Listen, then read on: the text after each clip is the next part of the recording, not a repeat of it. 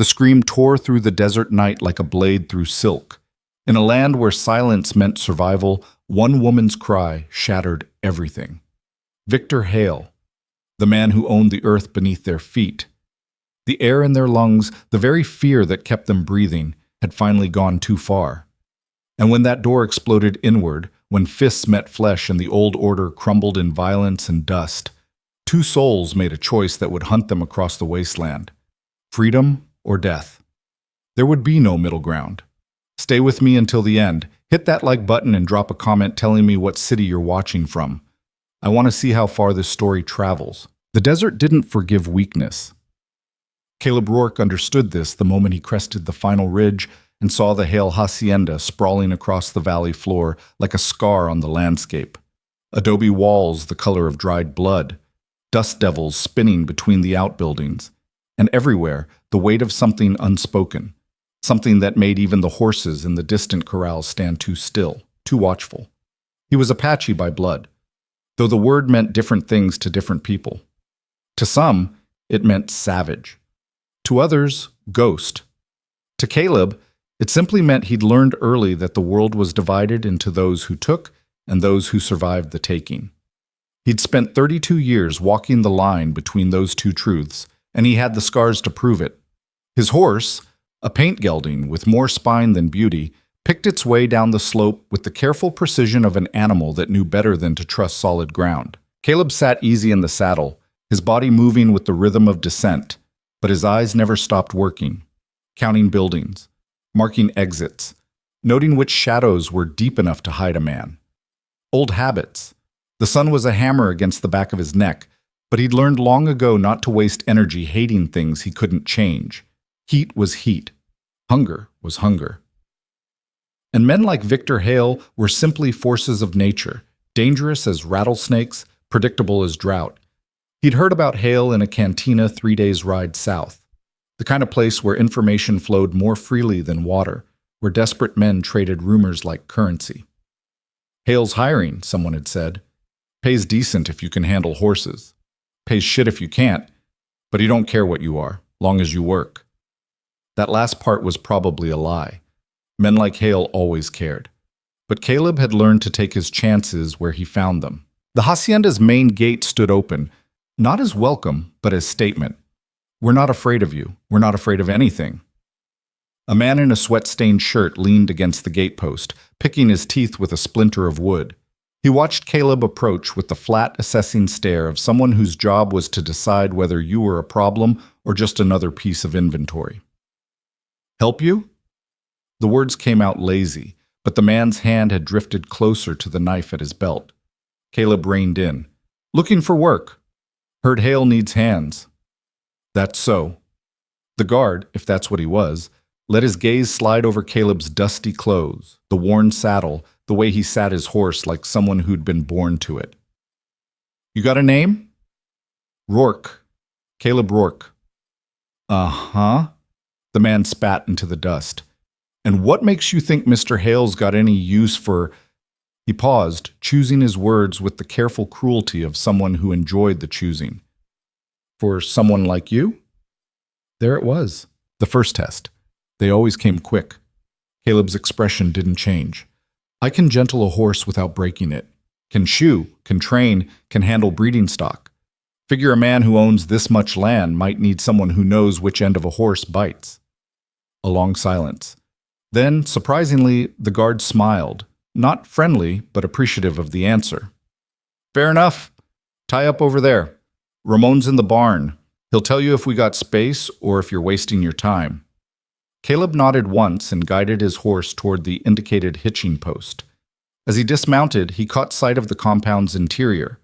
A central courtyard ringed by low buildings, their windows dark even in afternoon light. A well stood in the center, and around it, life happened in the careful, measured way of people who understood that every moment was being watched. A woman hauled water in buckets that bent her frame nearly double. Two men repaired a section of fence with the slow, economical movements of exhaustion. A child, maybe 8, maybe 12, hard to tell under the grime, scattered feed for chickens that looked too scrawny to be worth the effort. And then he saw her. She was struggling with a loaded cart, trying to muscle it across the uneven courtyard stones. The cart was piled with sacks, grain probably, or maybe feed, stacked so high they threatened to topple.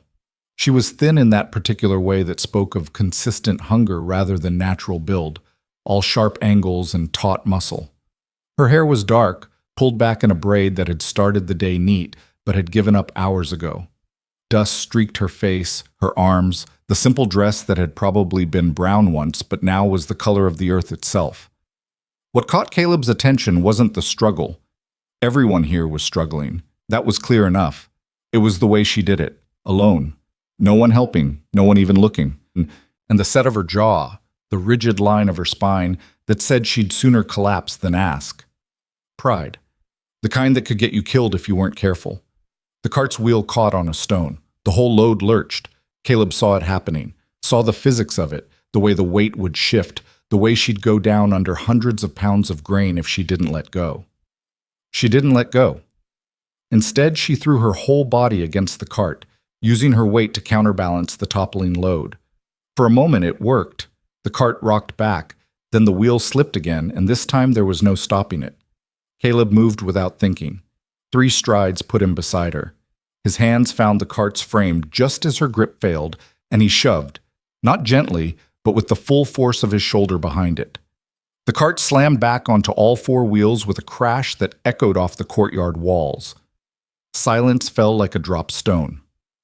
The woman stared at him. Up close he could see her eyes, gray or maybe green, hard to tell in this light. They were the kind of eyes that had seen too much and decided early that trusting anything was a fool's game. Anger sparked in them now, bright and defensive. "I didn't ask for help." Her voice was low, rough-edged, not from crying. Caleb would bet money she hadn't cried in years, but from breathing dust and heat and swallowing words that wanted to be screamed. "Didn't say you did?" Caleb stepped back, giving her space. Around them, work had resumed, but he could feel the weight of sideways glances. Looked like the cart didn't care either way. Her jaw tightened. For a moment he thought she might actually argue, might insist she'd had it under control, might tell him to mind his own damn business. But then something shifted in her expression. Not softening exactly. More like a recalculation. "The wheel sticks," she said finally, as if this explained everything. Maybe it did. "Needs replacing, but..." She didn't finish. Didn't need to. Resources here went where Victor Hale decided they went, and clearly a broken cartwheel for a woman hauling grain didn't make the list. "Could take a look at it later," Caleb offered. "If you want." Those eyes narrowed. "Why?" Straight to the point. He respected that. "Because I'm here looking for work, and it's generally easier to get hired if folks don't think you're useless." Almost. He saw the corner of her mouth twitch. Not quite a smile, but the ghost of one. The acknowledgement that his answer had at least been honest. Lena Hart. She didn't offer her hand. And that... She nodded toward the barn, where a broad-shouldered man with iron-gray hair was emerging into the sunlight. "Is Ramon. He's the one you need to convince, not me." "Appreciate it." Caleb touched the brim of his hat, a gesture automatic and old-fashioned, then turned toward the barn. He'd made it maybe 5 steps when her voice stopped him. "Rourke." He looked back. She was still standing by the cart, one hand resting on its frame, and the late afternoon sun caught her in profile. All sharp edges and stubborn strength. "That wheel won't fix itself.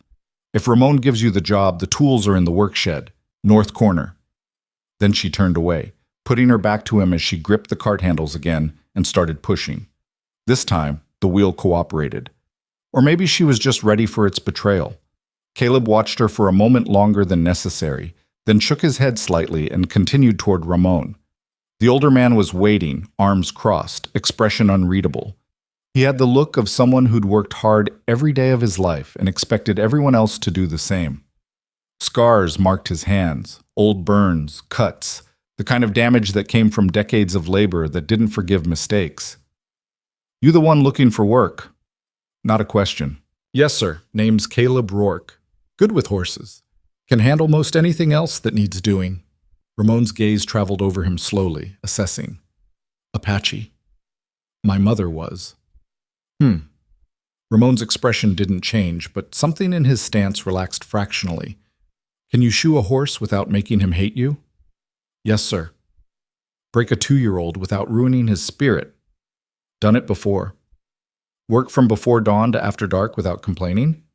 Complaining never made the work shorter. Ramon almost smiled at that. Almost.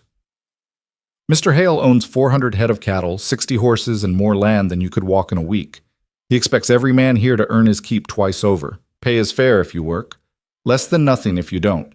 We provide meals, a bunk in the workers' quarters, and the privilege of staying alive in country that'll kill you soon as look at you. You good with all that? I am. You got problems with authority? Caleb considered the question. He could lie. Probably should lie, but something about Ramon's directness demanded the same in return. Depends on whether the authority's earned or just borrowed.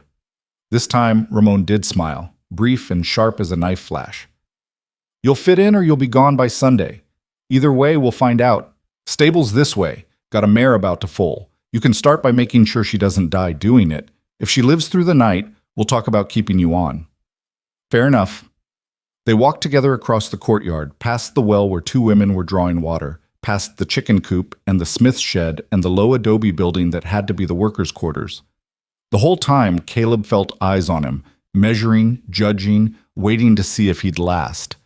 The stable was larger than he'd expected, well-maintained in that particular way that spoke of pride.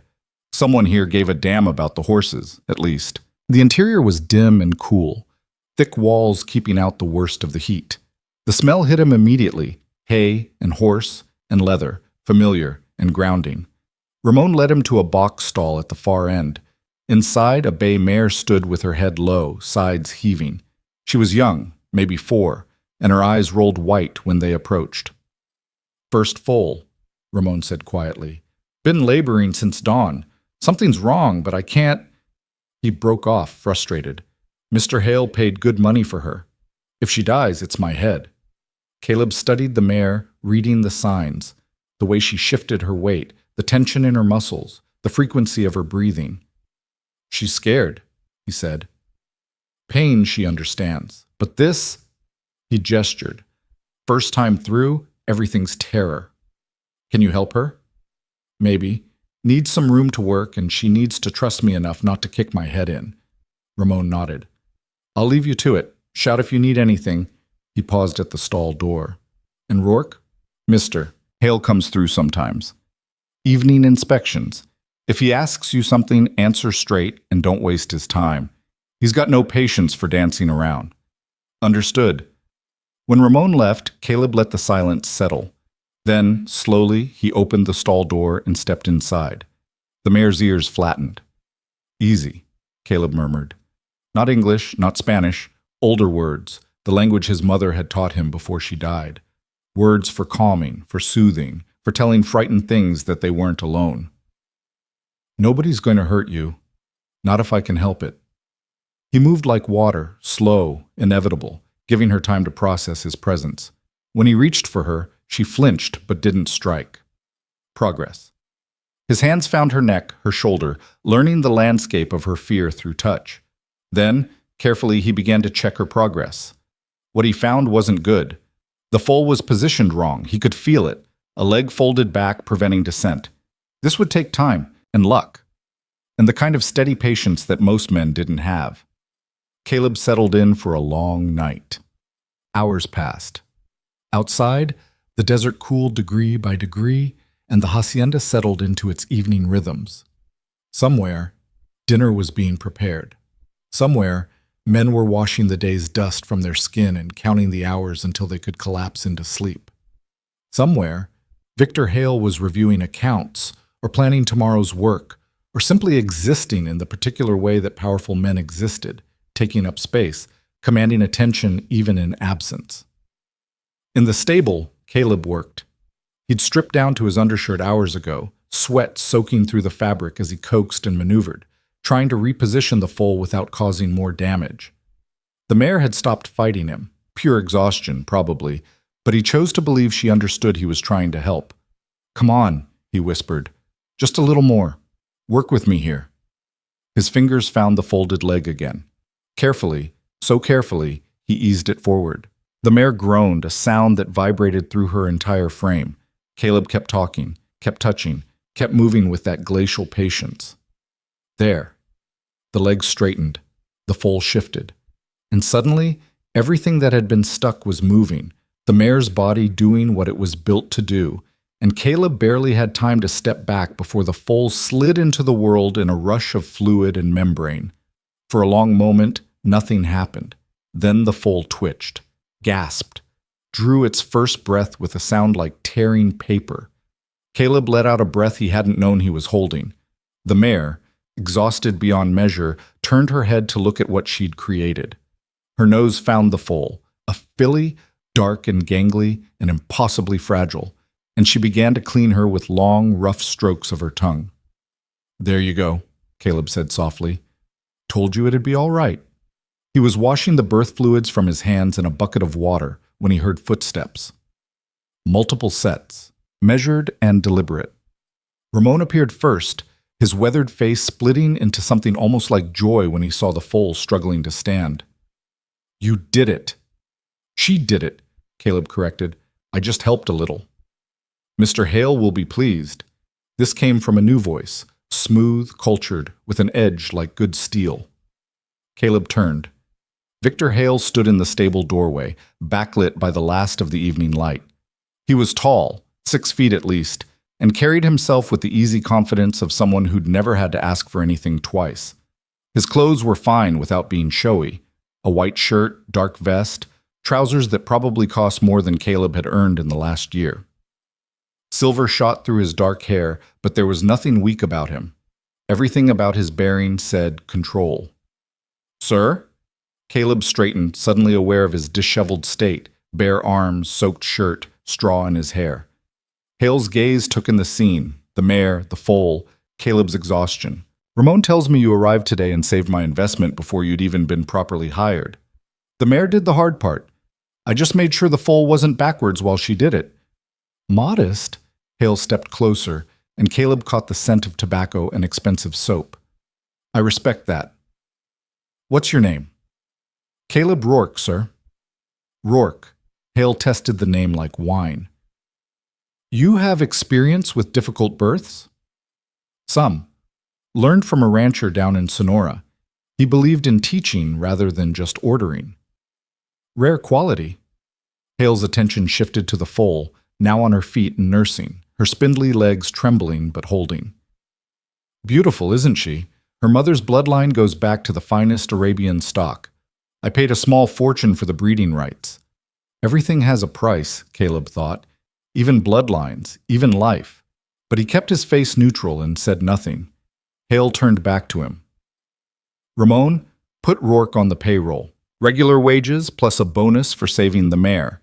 He'll work with the horses primarily, but I expect flexibility. This is a working ranch, not a vacation." "Yes, sir," Ramon said. "Good." Hale started to leave, then paused. "One more thing, Rourke. I run a tight operation here. I don't tolerate theft, laziness, or insubordination. I also don't tolerate my workers causing trouble with each other, or with my property. You understand what I'm saying?" Caleb met his eyes. There was something in that gaze, a warning, maybe, or a test. "I understand, sir. I'm here to work." "See that you remember that?" Hale's smile was pleasant and utterly empty. Then he was gone, boots clicking away across the courtyard. Ramon let out a slow breath. "Congratulations, you're hired." "That good or bad?" "Depends on the day." Ramon clapped him on the shoulder. "Come on, you've earned a meal and a bed. Morning comes early around here." The workers' quarters were exactly what Caleb expected. A long, low building divided into small rooms, each barely large enough for a narrow cot, a trunk, and whatever dignity a man could maintain in 12 square feet. The walls were thin enough to hear every cough, every whispered conversation, every moment of privacy that wasn't actually private. His room was near the end. Someone, Ramon probably, had left a basin of water, a rough towel, and a plate of food covered with a cloth. The food was simple but generous: beans, tortillas, some kind of meat that had been stewed until it fell apart.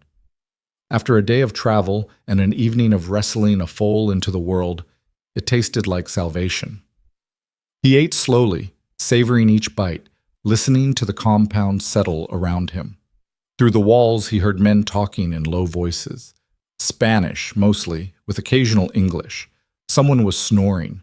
Someone else was praying, the words a soft murmur that rose and fell like breathing. When he finished eating, Caleb pulled off his boots and lay back on the cot. The mattress was thin, the blanket rough, but he'd slept in worse, much worse. This, at least, was shelter, employment, a chance. He closed his eyes, but sleep didn't come easy. His mind kept circling back to the woman, Lena Hart, the way she'd stood her ground against that cart, the anger in her eyes when he'd helped her, the careful way she'd offered him information about the tools, like trust was a currency she couldn't afford to spend, but gave him anyway. Something about her felt familiar. Not her specifically, but the pattern. The kind of strength that came from having no other choice. He'd seen it before in his mother, in the last months before sickness took her. In himself, in the mirror, on days when giving up would have been easier than breathing. That wheel won't fix itself. No. No, it wouldn't. Tomorrow, he thought. Tomorrow he'd find the work shed, find the tools, see if he could make good on the implied promise. Not because he wanted anything from her. What would someone like him want from someone like her, both of them just trying to survive?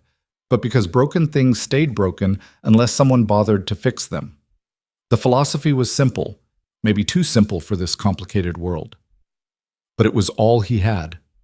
Outside, the wind picked up, carrying the smell of creosote and dust and the vast emptiness beyond the hacienda's walls. Somewhere in that darkness, coyotes called to each other in voices that sounded almost human. Somewhere, the desert was grinding stone into sand, plants into fossils, time into something small enough to forget. Caleb Rourke closed his eyes and let the exhaustion finally take him. Tomorrow would come whether he was ready or not. It always did. Quote, dawn arrived the way it always did in the desert. Not gradually, but like a switch being thrown. One moment, darkness. The next, hard light and heat already building for the day ahead. Caleb woke to the sound of movement. Boots on packed earth, low voices, the clang of metal on metal as someone started work early. He dressed quickly, pulled on his boots, and stepped outside. The courtyard was already alive with activity. Men heading to the fields with tools over their shoulders. Women stoking cooking fires, preparing the morning meal. Children running errands, carrying messages, doing the 1,000 small tasks that kept a place like this functioning. Caleb found Ramon near the corrals, checking on a lame gelding. Morning, the older man said. Mare and foal doing well? You made an impression last night. Just did what needed doing. Uh-huh. Ramon straightened, reading something in Caleb's expression. You looking for your assignment? Actually, Caleb hesitated, then committed. Looking for the work shed. Got a cartwheel that needs fixing. Ramon's eyebrows rose slightly. Lena Hart's cart? She mentioned the wheel sticks. Figured I'd take a look before starting regular work. A long pause. Then Ramon nodded slowly. Work shed's where she said. Tools are organized. Don't make a mess. And Rourke? His voice dropped. Be careful. Lena's been here 3 years. She works harder than most men and asks for nothing. That makes her valuable, but it also makes her... He searched for the word. Visible. You understand? Caleb understood. In a place like this, under a man like Hale, being noticed wasn't always good. Just fixing a wheel. Sure you are. But Ramon's expression wasn't skeptical, more like resigned. Do what you need to do. Report to me after breakfast. We've got a stallion that needs work on his temperament, and I'm thinking you might have a knack for it. The work shed was exactly where Lena had indicated, a small building in the compound's north corner, its door secured with a simple latch. Inside, tools hung on walls in careful order, hammers, saws, files, everything maintained and arranged by someone who understood that wasted time looking for equipment was time stolen from survival. Caleb found what he needed. A hammer, a metal file, some grease that had probably been used on 1,000 squeaking hinges before this one. He gathered them carefully, making mental notes about where everything went so he could return it all properly. The cart stood where Lena had left it the evening before, near the well. In daylight, he could see the problem clearly. The wheel's axle had worn unevenly, creating a catch that would eventually destroy the wheel completely. Fixing it properly would mean removing the wheel, filing down the rough spot, greasing the axle, and reassembling everything with enough precision that it would last. He set to work. The rhythm of it was soothing, mechanical, predictable, something his hands knew how to do while his mind wandered. Around him, the hacienda continued its morning routine. People passed, some glancing his way, most ignoring him. Just another worker doing another task in an endless succession of tasks. He was nearly finished when a shadow fell across his work. "You actually did it." Lena stood there, a water bucket in each hand, looking at the disassembled wheel with something that might have been surprise. "Told you I would," Caleb said without looking up. He was fitting the wheel back onto the axle, feeling for the smooth rotation that meant he'd done it right. "People say a lot of things." "Fair point." He gave the wheel a spin. It turned cleanly, no catch, no resistance. "But sometimes they mean them." She set down the buckets and crouched beside the cart, examining his work with the critical eye of someone who'd learned not to trust easy solutions. Her fingers tested the wheel's movement, checking for the lie, finding none. "How much?" The question was blunt, practical. Caleb sat back on his heels. "How much what?" "How much do you want for the repair?" He almost laughed. Almost. But the look on her face stopped him. Dead serious, ready to negotiate, prepared to pay for help the way you paid for everything in this world, with whatever you had and hoped it would be enough. "Nothing," he said simply. Her eyes narrowed. "Nothing. Nothing. Why?" It was the same question she'd asked yesterday. Why? As if kindness required explanation, required justification, required something other than its own existence. Caleb stood, brushing dust from his knees. "Because I had the tools and the time, and because broken things are easier to fix than broken people." He paused. "And because nobody should have to haul a cart with a bad wheel. Makes the work harder than it needs to be." Lena studied him for a long moment. In the morning light, he could see more of her face, the fine lines around her eyes that spoke of sun and squinting and years of carrying weight. She was probably 30, maybe 35. Hard to tell when life had ground the softness away. "You're new here," she said finally, "so you don't know the rules yet." "What rules?" "Nothing's free. Not here. Not anywhere. But especially not here." She picked up her buckets again. "When someone helps you, they want something.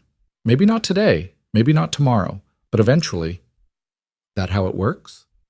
"That's how it works." Caleb met her eyes. "Then I guess I'm breaking the rules." For a moment, neither of them moved. The courtyard sounds continued around them. Voices, footsteps, the eternal background noise of human survival. But in their small bubble of space, everything was still. Then Lena did something unexpected. She smiled. Not much. Barely a curve at the corner of her mouth. Gone almost before it appeared. But it changed her whole face, softened it, revealed something underneath that hadn't been beaten down completely. "Thank you," she said quietly, "for the wheel." "You're welcome." She turned to go, then stopped. "Caleb?" He raised an eyebrow at the use of his first name. "Be careful. Victor Hale." She searched for words. "He watches. Everything and everyone. And he doesn't like it when people step out of line, even for good reasons, especially for good reasons." Then she was gone, walking toward the main house with her buckets, her back straight and her stride measured. Caleb watched her go, Ramon's warning echoing in his memory. Be careful. He was starting to understand that in this place, under this sky, with a man like Hale holding all the power, even fixing a broken wheel could be dangerous. But some things, he thought as he gathered the tools to return them, were worth the risk. Some things had to be. Or what was the point of any of it? The days that followed settled into a rhythm that felt deceptive in its simplicity. Wake before dawn. Work until the sun turned the sky white. Eat whatever was provided. Work until darkness made it impossible to see. Sleep. Repeat. Caleb learned the hacienda's patterns the way a man learns a new horse, carefully, watching for the places where pressure would cause a buck, finding the spots where a gentle hand made all the difference. He learned that Ramon's gruffness masked a deep well of fairness, that the cook, Maria, would slip extra tortillas to anyone who looked particularly worn down. that the children who ran errands were the compound's real intelligence network, seeing everything and reporting selectively. And he learned that Lena Hart worked harder than any two men combined. She was everywhere, hauling water before sunrise, scrubbing laundry in the heat of midday when everyone else sought shade, carrying supplies to the main house, cleaning the guest quarters, mending clothes by lamplight when the day's official work was done. She moved through it all with that same rigid determination, accepting no help, asking for nothing, invisible in the way that constant presence becomes invisible. But Caleb saw her. He saw the way her hands shook sometimes when she lifted the water buckets, saw the careful way she favored her left side, like old ribs that hadn't healed straight, saw her eating last and least, taking whatever remained after everyone else had been fed. The cartwheel held. That was something. Every time he saw her pushing it across the courtyard, the wheel turning smooth and true, he felt a small satisfaction that surprised him with its intensity. 3 days after fixing the wheel, Caleb was working with the stallion Ramon had mentioned, a black beast with fire in his eyes and rebellion in every muscle. The horse had been confined too long, fed too well, exercised too little. The combination had created something dangerous and half mad. "He's killed 2 handlers," Ramon said, watching from outside the corral. "Mr. Hale wants him broken or dead by week's end." Caleb studied the stallion. The horse stood at the far end of the corral, sides heaving, eyes rolling white. Breaking him will ruin him. Maybe, but that's what the man wants. What if there's another way? Ramon was quiet for a moment. "You've got 3 days. Do what you can." So Caleb started the slow work of earning trust. He didn't try to ride the horse, didn't try to corner him or rope him or force anything. He just existed in the corral space, moving slowly, speaking in that low, steady voice, letting the stallion decide when and whether to approach. The first day, the horse stayed as far away as possible. The second day, he came close enough to catch Caleb's scent. The third day, he let Caleb touch his neck, just once, just for a moment, before wheeling away. It was on that third evening, as Caleb was leaving the corral, that he heard the voices. They came from behind the workers' quarters, where shadows gathered thick and private. A man's voice, low and insistent. A woman's, quieter, edged with something that made Caleb's instincts flare warning bright. He should have kept walking, should have minded his own business, remembered his place, stayed invisible. Instead, he turned the corner. The man was one of Hale's foremen, Carter, his name was, a thick-shouldered brute who ran the field crews with casual cruelty. He had Lena backed against the wall, one arm braced beside her head, his body blocking any escape. "Come on now," Carter was saying, his words honey-thick with false sweetness. "I'm just being friendly. Man can be friendly, can he? Let me pass." Lena's voice was steady, but Caleb could see the tension in her frame, the way she'd made herself small without appearing afraid. "Why the hurry? You always rushing off somewhere. Never got time for a little conversation." Carter's free hand drifted toward her arm. "I said let me pass. And I said, she asked you to move." Caleb's voice cut through the gathering darkness like a blade through cloth. Carter's head snapped around. His expression shifted from predatory pleasure to irritation to calculation in the space of a heartbeat. "This ain't your concern, Rourke." "Seems like it is." "You been here, 3 days? You think that gives you the right to—" "I think the lady asked you to move." Seems simple enough. The silence stretched. Caleb could feel the weight of the moment, the way it balanced on a knife's edge. Carter outweighed him by 40 pounds easy. Had seniority, had authority, had the kind of connections that could make a new hire's life very difficult very quickly. But Caleb had learned a long time ago that there were some lines you didn't cross, even when crossing them was safer. Carter must have seen something in Caleb's stance, some echo of violence barely leashed, because he stepped back with a laugh that tried too hard to sound casual. All right. No need to get worked up. Like I said, just being friendly." He directed his next words at Lena. "But you remember what I said, darling, about opportunities, about how things could be easier for you if you were a little more cooperative." Then he was gone, his boots heavy on the packed earth. Lena stood very still for a long moment. Then she pushed away from the wall and started walking, her movement sharp and controlled. Caleb fell into step beside her. "You all right?" Fine. Lena, I said I'm fine. She stopped, turned to face him. In the dying light, her eyes were storm dark. You shouldn't have done that. I know what he was doing. I can handle Carter. Didn't look like. You don't know anything about how things work here. The words came fast and fierce. Carter's got pull with Hale. He controls work assignments, controls who gets the easier jobs, who gets sent to the worst fields. You cross him, you make your life harder. You make everyone's life harder who depends on staying in his good graces. Caleb absorbed this. So what, you just let him? I manage. She wrapped her arms around herself. I've been managing for 3 years. I don't need some... She stopped, recalibrated. I don't need rescuing. Wasn't trying to rescue you, just seemed like the decent thing to do. Decent. The word came out bitter. Decent gets you hurt. Decent gets you noticed. And being noticed by the wrong people in a place like this? She shook her head. You think you're helping, but you're not. You're just making things complicated.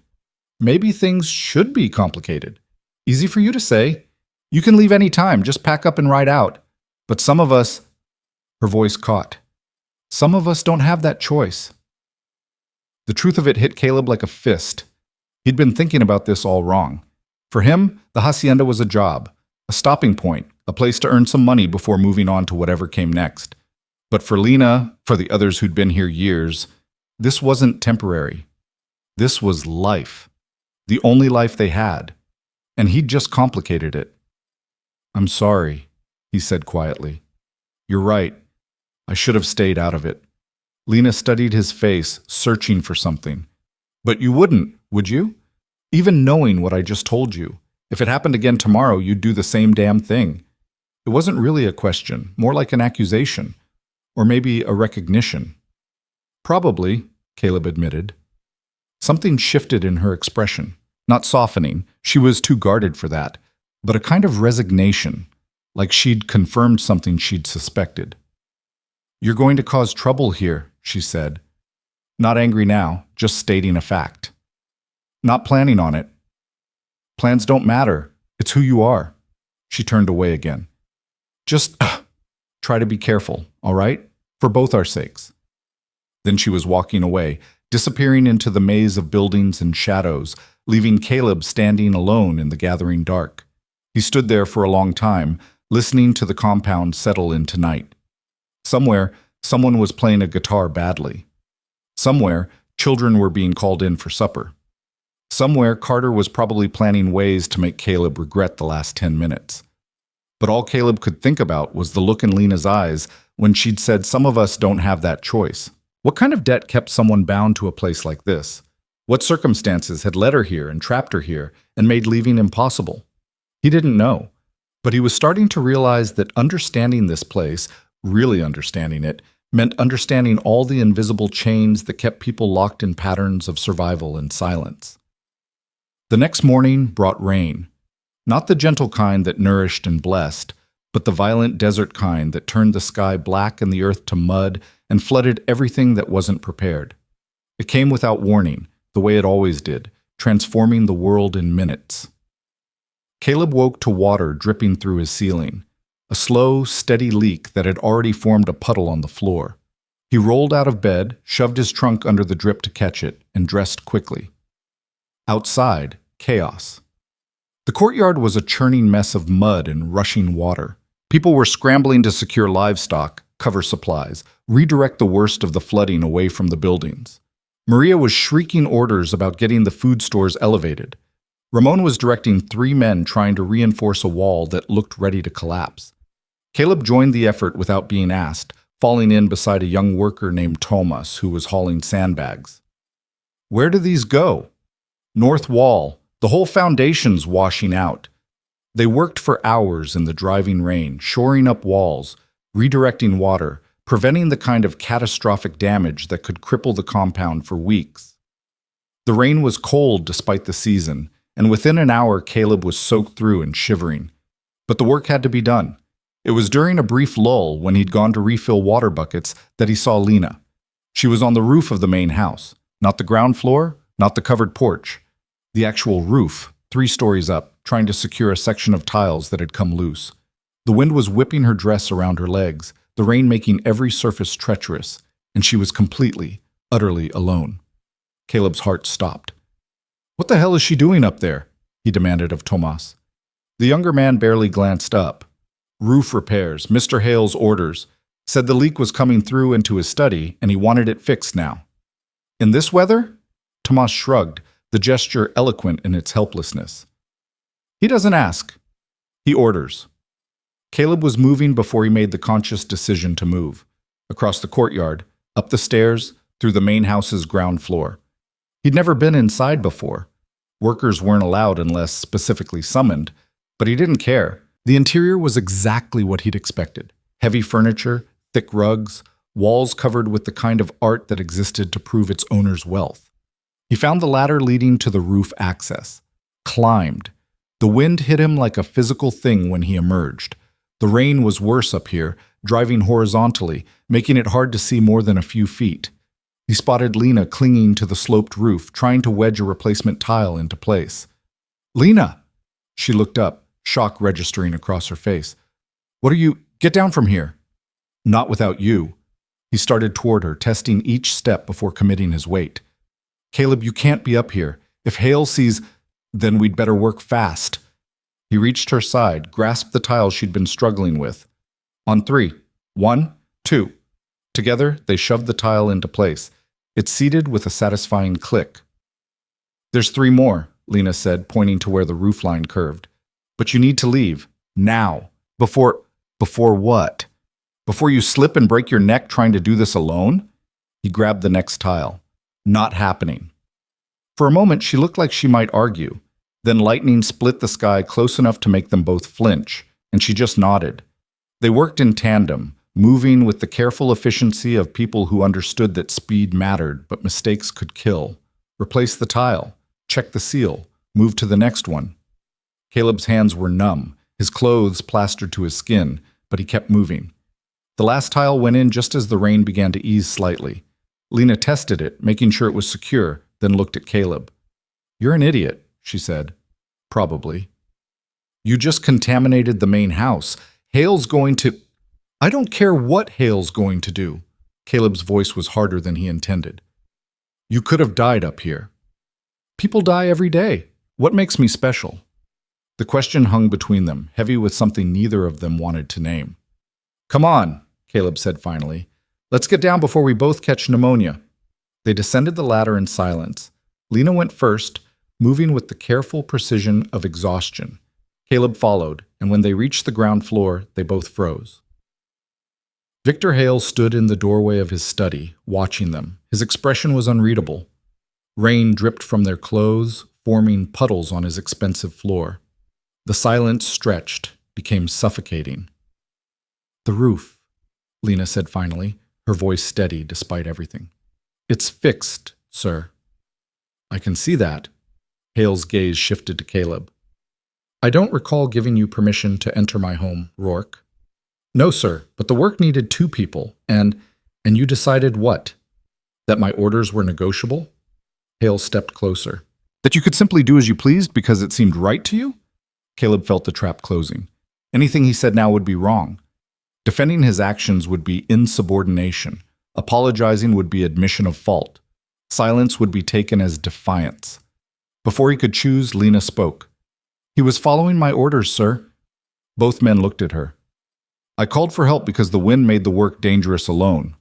Rourke responded, "If there's fault, it's mine for not completing the task independently." Hale's eyes narrowed. "Is that so?" "Yes, sir." The silence that followed felt eternal. Caleb could hear the rain on the roof they'd just repaired, the steady drip of water from their clothes, his own heartbeat loud in his ears. "Get out," Hale said finally. "Both of you. And Rourke, next time you feel compelled to play hero, remember that heroes tend to have very short careers on my property." They didn't run. That would have been too obvious, too much like retreat. But they walked quickly, out of the house, across the muddy courtyard, not stopping until they were behind the workers' quarters again. Lena rounded on him immediately. "What were you thinking?" "I was thinking you were about to die." "So you risked yourself, your job, Just to... She broke off, frustrated. You don't get it. I told Hale I gave you orders because otherwise he would have fired you on the spot. Or worse. Do you understand that? Worse. Then why didn't you let me take the blame? Because you're too stupid to have done this on your own. The words burst out of her, fierce and frightened. You would have told him the truth, that you came up there because you were worried, because you couldn't stand seeing someone in danger, and he would have crushed you for it. Caleb stared at her. You lied to protect me. I lied to protect us both. There's a difference. But her hands were shaking now, the adrenaline wearing off and leaving something raw behind. Without thinking, Caleb reached out and steadied her hands between his own. They were ice-cold, trembling. For a moment she stood rigid. Then slowly, her fingers curled around his. You're freezing, he said quietly. So are you. They stood there in the rain, which had gentled to a drizzle now, holding each other's hands like drowning people clinging to wreckage. I can't keep doing this, Lena whispered. Can't keep pretending I don't see you trying to help. Can't keep pushing you away when every part of me... She stopped. This is dangerous, Caleb. Not just the roof. All of it. I know. Do you? Do you really? She looked up at him, and her eyes were full of something that looked like hope and terror mixed together. In 3 years, I've kept my head down. Done what I was told. Survived. And in less than a week, you've made me want... She trailed off. Want what? More. The word came out broken. Want more than survival. And that's the most dangerous thing of all. Caleb understood then, with crystal clarity, what she was really saying. Hope was dangerous. Caring was dangerous. Wanting anything beyond the next meal, the next day, the next breath, that was the kind of risk that could destroy you. But he was already too far gone to care. Maybe dangerous isn't always bad, he said, spoken like someone who hasn't lost everything yet. I've lost plenty. His grip tightened on her hands. Lost my mother when I was 12. Lost the only home I knew when the territory wars came through. Lost count of how many times I've had to start over with nothing, but I learned something from all that losing. What? That the only thing worse than risking everything is risking nothing. That survival without living is just slow dying. Lena's breath caught. For a long moment she didn't speak. Then, very quietly, your roof is leaking. The non sequitur threw him. What? This morning, during the storm, I saw water coming through your ceiling. She pulled one hand free and pointed toward the workers' quarters. Building's old, needs repairs they keep putting off. Your whole room will be soaked by now. I'll manage. Or, she hesitated, I could fix it. You just spent hours on Hale's roof in a rainstorm. You don't need to... I know I don't need to. I want to. She met his eyes. Consider it payback. For the cartwheel. For the roof. For being stupid enough to care when everyone else here learned not to. Caleb felt something shift in his chest. All right. Tonight, after dark, I'll bring what I need. Lena, if someone sees, I'll be careful. And Caleb? A ghost of a smile touched her lips. You're not the only one who gets to be reckless. Then she was gone, walking away with her head high and her shoulders straight, leaving Caleb standing in the rain wondering what exactly had just happened. The storm broke fully by nightfall, leaving the desert scrubbed clean and temporarily cooled. Caleb spent the evening hours wringing out his blanket, mopping water from his floor, and trying not to think about the fact that Lena Hart was planning to come to his room after dark. For purely practical reasons, he told himself. To fix a leak. Nothing more. He almost believed it. She arrived near midnight when the compound had settled into sleep. Her knock was so quiet he almost missed it. When he opened the door, she slipped inside quickly, carrying a small bag of tools and supplies. Show me where it's coming in. Caleb pointed to the ceiling. The leak had slowed but hadn't stopped completely. Water still dripped with metronomic persistence into the bucket he'd positioned below. Lena studied it, then nodded. Cracked sealant between the roofing tiles. I can patch it from inside, won't be pretty, but it'll hold until they do proper repairs. If they do proper repairs. If, she agreed. She worked efficiently, climbing onto his trunk to reach the ceiling, applying some kind of thick paste to seal the crack. Caleb held the lamp, watching her work. In the flickering light, he could see the concentration on her face, the careful precision of her movements. "Where'd you learn to do this?" he asked quietly. "My father. He was a carpenter. Taught me everything about buildings, about fixing things that broke." Her hands never stopped moving. "He died when I was 16. Left debts. The kind that don't disappear." "Is that why you're here?" She was quiet for a long time. When she spoke, her voice was carefully neutral. "I came here 3 years ago to work off what my family owed. Contract said 2 years. Should have been free by now." "Should have been?" "Hale has a gift for finding new debts, lost tools, damaged property, medical care when someone gets sick. It all gets added to your account. And somehow, no matter how hard you work, the number never goes down." She finished sealing the crack and climbed down. "I've seen people here 10 years still working off debts that started at a quarter of what they owe now." The implication made Caleb's blood run cold. That's how it works." She met his eyes. "Why do you think everyone's so afraid? Why no one helps each other? Because helping means risking your own account, your own freedom. Everything's calculated, Caleb. Everything has a price." "And Carter? What's his role in all this?" Lena's jaw tightened. "Carter makes promises, says he can reduce your debt if you cooperate, says he has Hale's ear, can make things easier. And for some people, desperate people, that's enough to—" She stopped. "I'm not one of those people." "I know you're not. But he doesn't give up easy, and having you intercede just made me more interesting to him, more of a challenge." She started packing her tools. "So thank you for that." Caleb felt the weight of his earlier interference settling heavier. "Lena, I'm sorry. I didn't understand." "No one understands until they've been here long enough." She paused at the door. "The paste needs an hour to set. Don't touch it. And don't—" She trailed off. "Don't what?" "Don't make me care more than I already do. Please. It's hard enough keeping my head down without wondering if you're going to do something noble and stupid again." Before Caleb could respond, she was gone, the door closing so softly it barely made a sound. He stood in the silence of his room, staring at the patched ceiling, thinking about debts that never decreased, and promises that were really threats, and the way Lena's hands had trembled when she asked him not to make her care. Outside, the desert night pressed close, infinite and indifferent.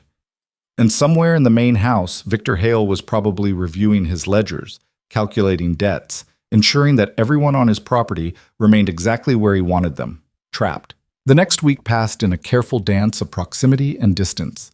Caleb saw Lena daily, impossible not to in a compound this size, but they didn't speak beyond necessary courtesies. She carried water. He worked with the horses. They existed in the same space without acknowledging what had passed between them. But Caleb noticed things. He noticed that Lena's workload had increased.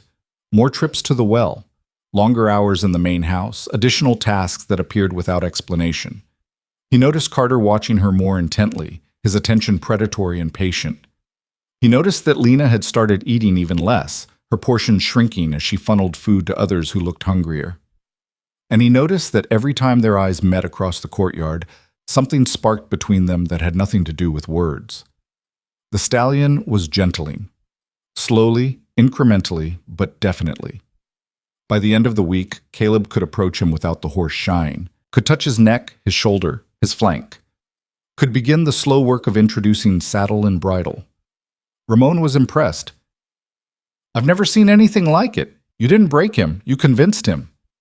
"Breaking's for things you don't respect. He deserves better." "Mr. Hale might not see it that way." "Then Mr. Hale's missing the point." But when Hale came to inspect the stallion's progress, even he couldn't argue with results. The horse stood calm under Caleb's hand, no longer the half-wild creature that had killed 2 handlers. "Remarkable," Hale said, and for once there was genuine appreciation in his voice. "How did you do it?" "Patience, trust, giving him a reason to cooperate instead of forcing him to submit." Hale's eyes sharpened on Caleb's face. "Interesting philosophy. Tell me, Rourke, do you apply this same approach to all challenges, or just horses?" The question felt loaded with subtext Caleb couldn't quite parse. "I find it works better than the alternative, sir." Hale circled the corral, studying the stallion from different angles. You know what I find interesting? In my experience, men who are good with animals tend to have certain qualities. Empathy, for instance, ability to read subtle cues, tendency toward protection of the vulnerable. Caleb said nothing, sensing a trap. These can be admirable qualities, Hale continued, in the right context, but they can also be liabilities. Make a man act unwisely, intervene in situations that don't concern him. His gaze locked onto Caleb. You understand what I'm saying? I believe so, sir. Good. Hale's smile was pleasant and cold. Because I'd hate to lose a talented horseman over something preventable, like misplaced heroism or inappropriate attachment to property that isn't his. The emphasis on property made Caleb's stomach turn, but he kept his expression neutral. Understood, sir. Excellent. Carry on. When Hale left, Ramon approached slowly. That was a warning. I know. Specifically about Lena. I know that too. And you're going to ignore it, aren't you? Caleb looked at the older man. What would you do? Ramon sighed. Same damn thing you're about to do, probably. Which is why I'm not the one giving advice. He paused. Just be smarter than I was. Being right doesn't mean much when you're dead or gone. That night, Caleb lay awake listening to the compound's familiar sounds and thinking about warnings and threats and the difference between the two. Hale hadn't explicitly forbidden him from speaking to Lena, hadn't directly threatened consequences. But the message had been clear enough. Stay away from what's mine. The question was whether Lena belonged to anyone, whether debt was the same as ownership, whether submission and consent were interchangeable. Caleb knew the answer. Suspected Hale knew it too, which was why the threat had been necessary in the first place. Control only worked when people believed they had no choice. And the moment they started believing differently, the moment someone showed them that chains were just metal and could be broken, that control became vulnerable. Dangerous thinking, the kind that led to consequences. But Caleb had never been particularly good at safe thinking. 3 days later, a storm rolled in. Not rain this time, but wind, the kind that turned the sky orange with dust and made breathing an exercise in futility. Everyone retreated indoors except those whose work couldn't wait. Caleb was securing the corrals when he saw Lena struggling across the courtyard with an armload of shutters meant for the main house windows. The wind caught her, nearly knocked her down. The shutters scattered. He was beside her before he thought better of it, gathering shutters, blocking the worst of the wind with his body. I told you, she said, but there was no heat in it, just exhaustion. I know. I'm terrible at listening. Together they fought their way to the main house, installed the shutters, retreated back into the maelstrom. By the time they finished, they were both coated in dust, coughing, half blind. Lena pulled him into the shelter of the work shed. They stood in the dim interior, catching their breath, while the wind howled outside. This is becoming a pattern, she said. What is? You, showing up when I'm in trouble. Maybe you should stop getting into trouble. Maybe you should stop noticing. But she was smiling when she said it, small, almost shy, and Caleb felt something in his chest crack open. Lena, he said quietly, what Hale said about property. I heard about that. She looked away. Whole compound heard about it. He wanted everyone to know. You're not property. Legally, until my debt's paid, I kind of am. She wrapped her arms around herself. That's how contracts work here. You sign on, you belong to the hacienda until the terms are met. And since the terms never get met, there has to be a way out. There isn't. Trust me. I've looked. The only way out is finishing the contract or... She stopped. Or leaving, just walking away. But then you're branded a debtor and a deserter. Can't get work anywhere legitimate. Can't build a life. You're running forever or you end up somewhere worse than here. What if you weren't alone? The words hung between them, heavy with implication. Lena's head snapped up. Don't. Don't what? Don't say things like that. Don't make me hope for something impossible. Why is it impossible? Because, the word burst out of her. Because you barely know me. Because we've had maybe 3 real conversations. Because this, She gestured between them. Whatever this is, it's just proximity and loneliness and the human need for connection. That's all. It doesn't mean anything, doesn't it? It can't. But her voice broke on the words. It can't mean anything because if it does, if I let myself believe that there's a way out, that there's someone who might actually... She stopped, breathing hard. And then it doesn't work. Then I'm left with nothing, not even the numbness that gets me through each day. Caleb stepped closer. Not touching, but close enough that she could feel his presence. What if it did work? It won't. But what if? Lena looked up at him, and her eyes were full of unshed tears and desperate longing and terror. Then I'd say you're the most dangerous thing that's ever happened to me, because you make me want to believe in impossible things, and wanting what you can't have is the fastest way to break. Or, Caleb said softly, it's the first step toward having it. Before she could respond, voices sounded outside, people coming to shelter from the storm. Lena stepped back quickly, wiping her eyes, rebuilding the walls she'd let slip. I have to go. Lena, please don't make this harder than it already is. Then she was gone, disappearing into the orange fury of the storm, leaving Caleb alone with the certainty that everything had just changed and that there was no going back. The storm lasted 3 days, trapping everyone inside with their thoughts and the growing tension that seemed to thicken the very air they breathed.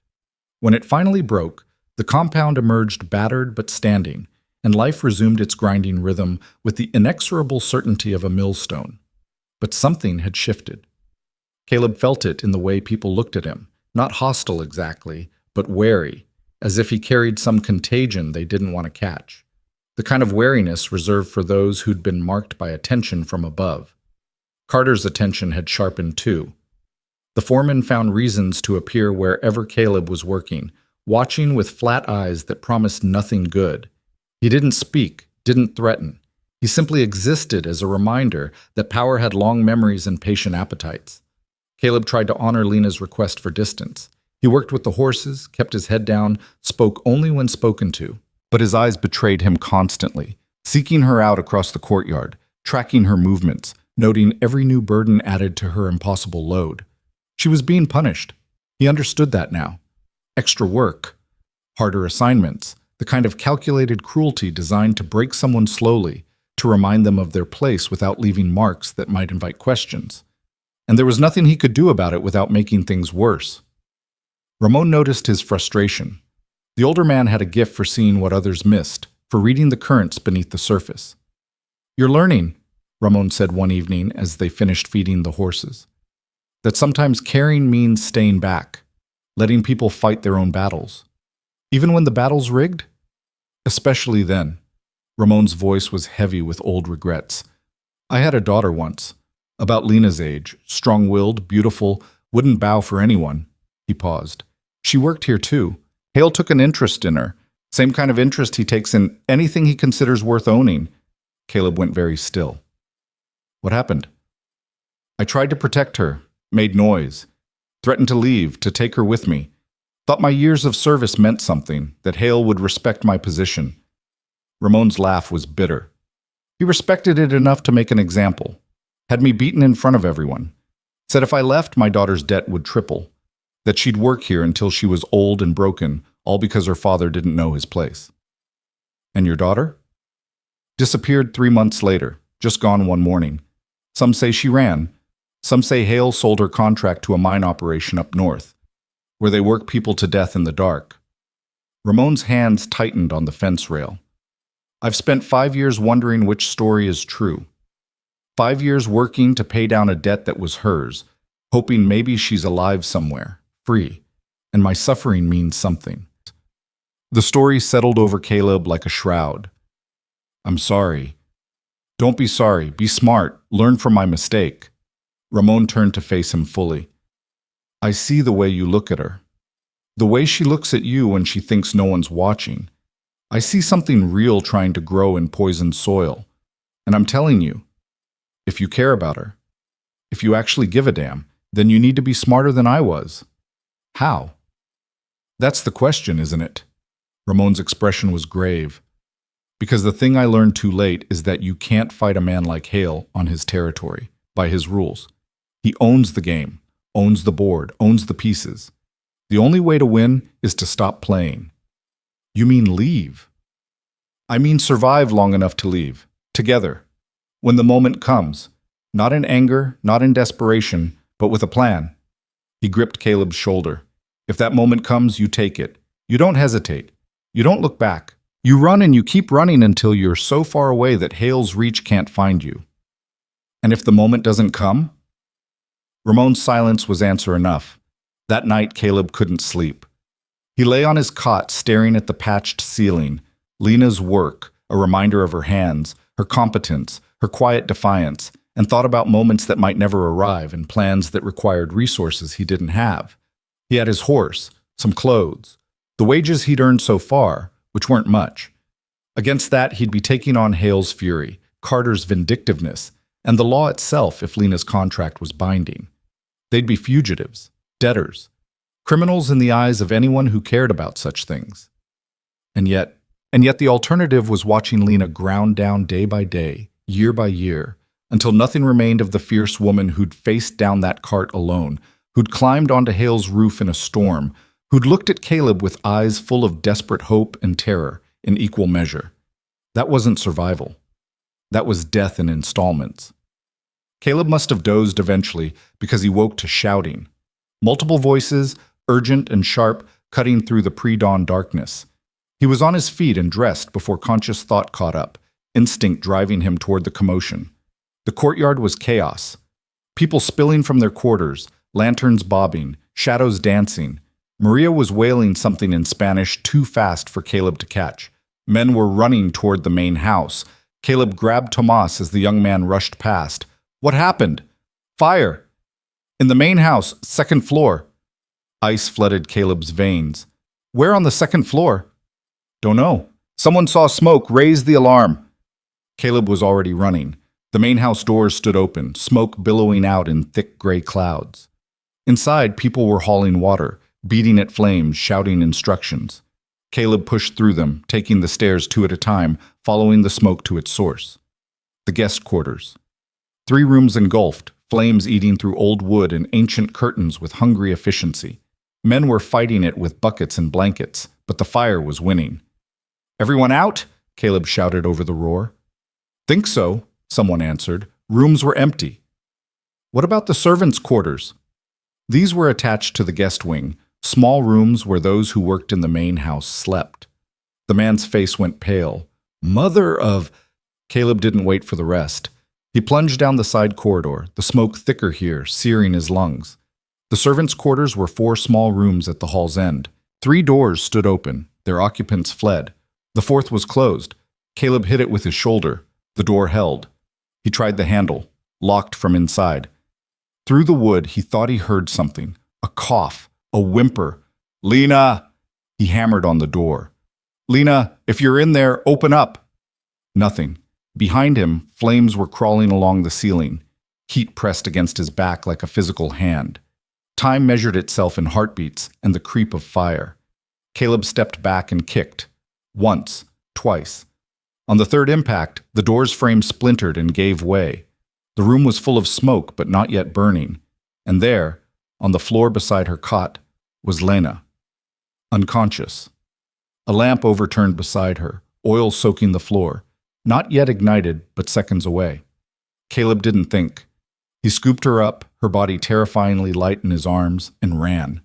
The corridor was an inferno now, flames on both sides, ceiling beginning to collapse. He tucked Lena's face against his chest and charged through, feeling fire lick at his clothes, his hair, his exposed skin. Someone was screaming, maybe him, maybe her, maybe the house itself dying. Then hands were grabbing them both, pulling them down the stairs, out into the courtyard where the air was cool and clean and infinite.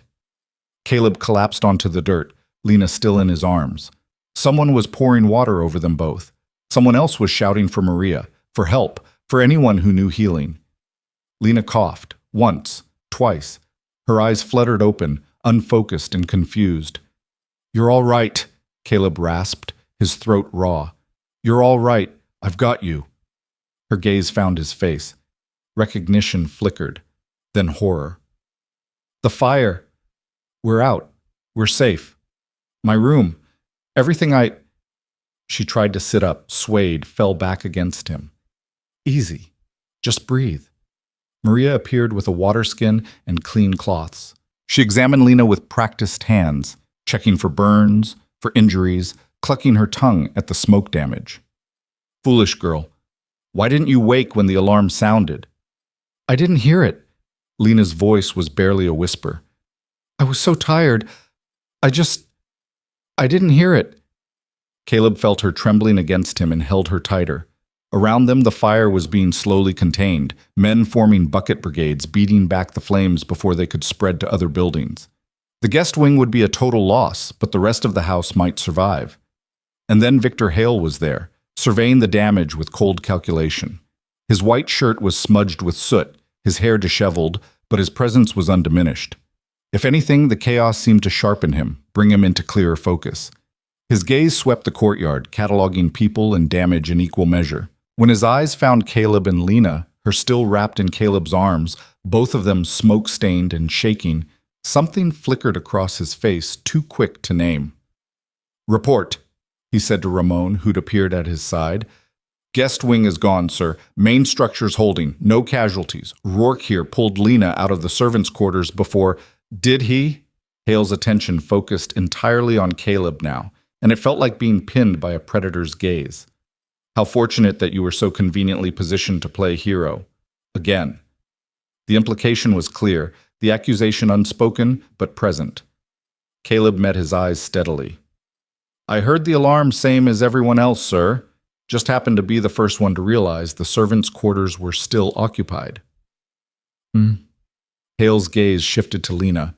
And you, Miss Hart. Sleeping so soundly you didn't hear the fire alarm. Remarkable, given how loud it was.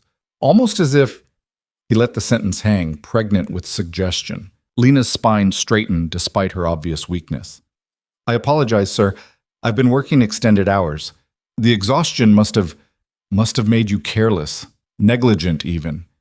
Hale crouched down to her level, his voice dropping to something almost intimate. Tell me, how exactly did this fire start? I don't know, sir. I was asleep. Your lamp was overturned. Oil everywhere. If Rourke hadn't arrived when he did, you'd have been responsible for burning down my entire house. He paused. That would have added considerably to your debt. The threat was explicit now. Lena's face went ashen. But sir, Maria interjected, the fire started in the guest wing, not the servants' quarters. How could Lena's lamp? Fires spread, Maria, and accidents, I've found, tend to happen around certain people. Hale stood, brushing dirt from his knees. People who attract chaos, who disrupt the natural order of things. Caleb felt Lena's hands grip his shirt, her message clear. Don't say anything, don't make this worse. But staying silent felt like complicity in whatever Hale was orchestrating. Sir, Caleb said carefully. With respect, the fire was clearly contained to the guest wing when I entered the house. Miss Hart's lamp was knocked over in her panic to escape. Not, are you calling me a liar, Rourke? The courtyard went silent. Even the sound of fighting the fire seemed to dim. No, sir, just offering my observation as someone who was there. Your observation? Hale's smile was arctic. How valuable? Tell me, do your observations extend to how you came to be in Miss Hart's room? Specifically, how you knew she was there when her door was locked from the inside? The trap closed with surgical precision. Any answer would damn him. If he'd known Lena slept there, it implied familiarity that crossed lines. If he hadn't known, his rescue became suspect coincidence. I checked all the rooms, sir. Hers was the only one locked. Seemed worth investigating. In the middle of a fire. How thorough of you. Hale turned to address the gathered crowd. Let this be a lesson to everyone. Heroism, while admirable in stories, is often just arrogance dressed up prettily. Rourke's impulsive actions could have gotten him killed, could have prevented actual firefighting efforts, could have saved my life. Lena's voice rang out clear and strong despite her damaged throat. Whatever you think happened, whatever you're implying, the fact remains that I would be dead without him. Hale looked at her for a long moment. When he spoke, his voice was soft, almost gentle. Yes, you would be. which means you now owe him your life. Added to your existing debts, of course. I'll have the accountant calculate the appropriate value. A life, I imagine, is worth at least another year of service. Lena's face crumbled. No, you can't. That's exactly how it works, Miss Hart. Someone provides you a service of value. That value must be repaid.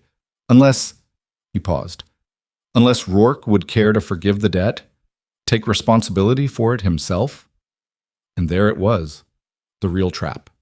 Accept responsibility for Lena's debt and bind himself to the hacienda indefinitely, or let her shoulder another year of servitude because of his actions. I'll take it, Caleb said immediately. The debt, whatever value you assign, add it to my account. Caleb, no. Lena struggled to stand. Don't you dare. Done. Hale's smile was triumphant. Ramon, make a note. Rourke's contract is extended by 12 months, starting today. Considerate payment for Miss Hart's life. He started to walk away, then turned back. Oh, and Rourke, that room you pulled her from. It'll need complete reconstruction. The cost will naturally come from her wages. I'd estimate another 6 months to cover materials and labor. After all, it was her negligence that necessitated the rescue in the first place. Then he was gone, striding back toward his study to oversee the damage assessment, leaving chaos and devastation in his wake. Lena was crying now, silent tears tracking through the soot on her face. You fool! You absolute fool! Don't you see what he did? He's trapped us both now. Whatever chance you had to leave, it's gone. And me? Her voice broke. I'll be here forever. Literally forever. Every time the debt gets close to paid, something will happen. Another accident, another cost, another year. Caleb gathered her close, ignoring the watching eyes, the whispered conversations. Then we leave anyway. We can't. You heard him. You're contracted now. If you break it, I don't care. You should care. They'll hunt you, brand you, destroy any chance you have at a normal life. What's normal about this? Caleb pulled back enough to look at her face. What's normal about debt that multiplies instead of shrinking? About fires that start conveniently and blame that lands precisely where someone wants it? About living every day knowing you're just property with a price tag? It's the only option we have. No. His voice was fierce now. It's the only option Hale wants us to believe we have. But Ramon told me something, said the only way to beat a rigged game is to stop playing. Running isn't stopping, it's just delaying the consequences. Maybe. Or maybe it's the only move he doesn't control. Caleb glanced around at the destruction, the exhausted people, the compound that had become a prison. This fire, it changed things. You see that, right? The guest wing is gone. The main house is damaged. Hale's going to need supplies, materials, extra labor to rebuild. That means traders coming through, deliveries, chaos and opportunity mixed together. Lena stared at him. You're serious? You're actually thinking about leaving? With you. As soon as we can find an opening. He took her hands. I know it's terrifying. I know it seems impossible. But Lena, look around. This place is already destroying you, piece by piece, day by day. In 3 years, you'll either be broken completely or you'll be dead. Those are the only endings this story has if we stay. And if we run, what's that ending? I don't know. Maybe we get caught. Maybe we make it. Maybe we build something new somewhere Hale's reach can't find us. He squeezed her hands. But at least it's a choice. At least we're choosing our fate instead of having it chosen for us. The silence stretched between them, heavy with possibility and terror. Around them, people were returning to the firefighting efforts, to the business of survival, leaving them in their small bubble of conspiracy. Finally, Lena spoke, her voice barely audible. If we do this, and I'm not saying we are, but if, we'd need supplies, money, a head start before anyone realizes we're gone. I know. And we'd need the timing to be perfect. Can't just run blind into the desert. We'd die of thirst before making it to the next settlement. I know that too. And you'd be giving up your horse. Hale would confiscate it the moment he realized what we'd done. Maybe before. Caleb felt a pang at that. The paint gelding had been his companion for 2 years, reliable and steady. But weighed against Lena's freedom, against both their freedoms, the choice was obvious. Unless, he said slowly, we took a different horse, one that's technically Hale's property anyway. Lena's eyes widened. The stallion. You want to steal the stallion. He's the fastest horse on the compound. Strongest, too. And he trusts me now. Wouldn't even fight if I saddled him. That's insane. That horse is Hale's pride, his investment. He'd hunt us to the ends of the earth for that. He'll hunt us anyway. Caleb's jaw set. Might as well ride something that can outrun his men. This is crazy. This whole conversation is crazy. But Lena wasn't pulling away. Wasn't shutting down the possibility. When would we even? Not yet. Not until the chaos dies down enough that our absence wouldn't be immediately noticed. Few days, maybe a week. Caleb thought fast, calculating. Hale will have traders coming in for the rebuilding. Multiple deliveries, lots of new faces, confusion. That's when we move. Where would we go? North, toward the territories. Places where questions aren't asked too closely and debts from other regions don't mean much. Lena was quiet for so long Caleb thought he'd lost her. Then, very softly, I had a brother. He went north 5 years ago looking for work. Sent a letter once saying he'd found a place in a mining town. Said if I ever needed anything. She trailed off. I don't know if he's still there. Don't know if he'd help. But it's something. A destination that isn't just a way. What's the town? Copper Ridge. 3 days hard ride if you know the way, and don't stop. 3 days, with Hale's men following, with the law potentially involved, with everything they owned reduced to what they could carry. It should have seemed impossible. Instead, it felt like the first honest choice Caleb had made in years. All right, he said. Copper Ridge it is. Lena looked at him, her eyes searching his face for something. Reassurance, maybe, or confirmation that he understood what they were proposing, what they were risking. If we do this, she said, there's no going back. We burn every bridge, become exactly what Hale will call us, thieves, debtors, criminals. I know. Your life will never be the same. It's not much of a life now anyway. She almost smiled at that. Almost. When you came here 2 weeks ago, did you imagine this? Any of this? No, Caleb admitted. I imagined working horses, earning wages, moving on when I was ready. Simple. Safe. And instead you got me. And chaos. And impossible plans. Yeah. He brushed a strand of hair from her face, his thumb gentle on her soot-stained cheek. I got you.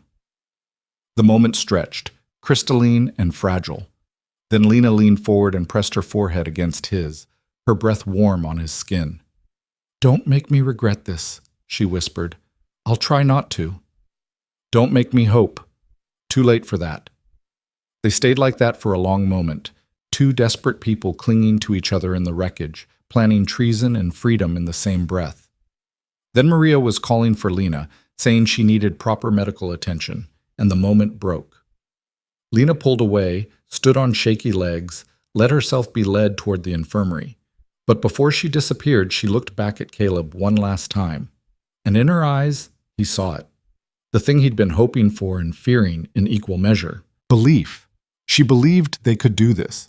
Against all odds, against all reason, she believed. Now all they had to do was prove her faith wasn't misplaced. The next 5 days were a study in controlled chaos. Traders arrived with loads of timber and tile. Workers scrambled to clear debris and begin reconstruction. Hale commandeered every available hand for the rebuilding effort, driving everyone from dawn past dusk in his determination to restore his property to its former glory. The intensity of the work was brutal, but it served Caleb's purposes perfectly. In the confusion, he and Lena could exchange words without drawing attention, could plan in stolen moments between tasks, could gather supplies piece by piece without anyone noticing the slow accumulation. Caleb cached water in hidden spots near the corrals, secured rope, a knife, a flint for fires, took inventory of which routes out of the compound would be least watched. Lena did her part too, squirreling away food that wouldn't spoil, mending clothes until they were sturdy enough for hard travel, listening to the traders' conversations, gleaning information about which routes north were safest, where patrols were lightest. They didn't speak of it directly, didn't need to. The plan had taken on its own momentum, becoming real in the way that desperate things become real when you've committed to them fully. On the fifth night, Caleb was checking the stallion when Ramon found him. The older man stood at the corral fence for a long time, just watching. Finally, he spoke. "You're planning something." It wasn't a question. Caleb considered lying, decided against it. "Yeah. Taking her with you. If she'll come." "She'll come." Ramon's smile was sad. "I see the way she looks at you now, like you're the answer to a prayer she stopped praying years ago." Caleb stroked the stallion's neck, feeling the horse's warmth, his power. "You going to stop us?" "No." The word came quietly but firmly. "I'm going to help you." Caleb's head snapped around. "Ramon, my daughter's gone. Whether she's dead or alive, she's beyond my reach. But you two—" He shook his head. "You've got a chance. Small, maybe impossible, but a chance. And I'll be damned if I let Hale take that from you too.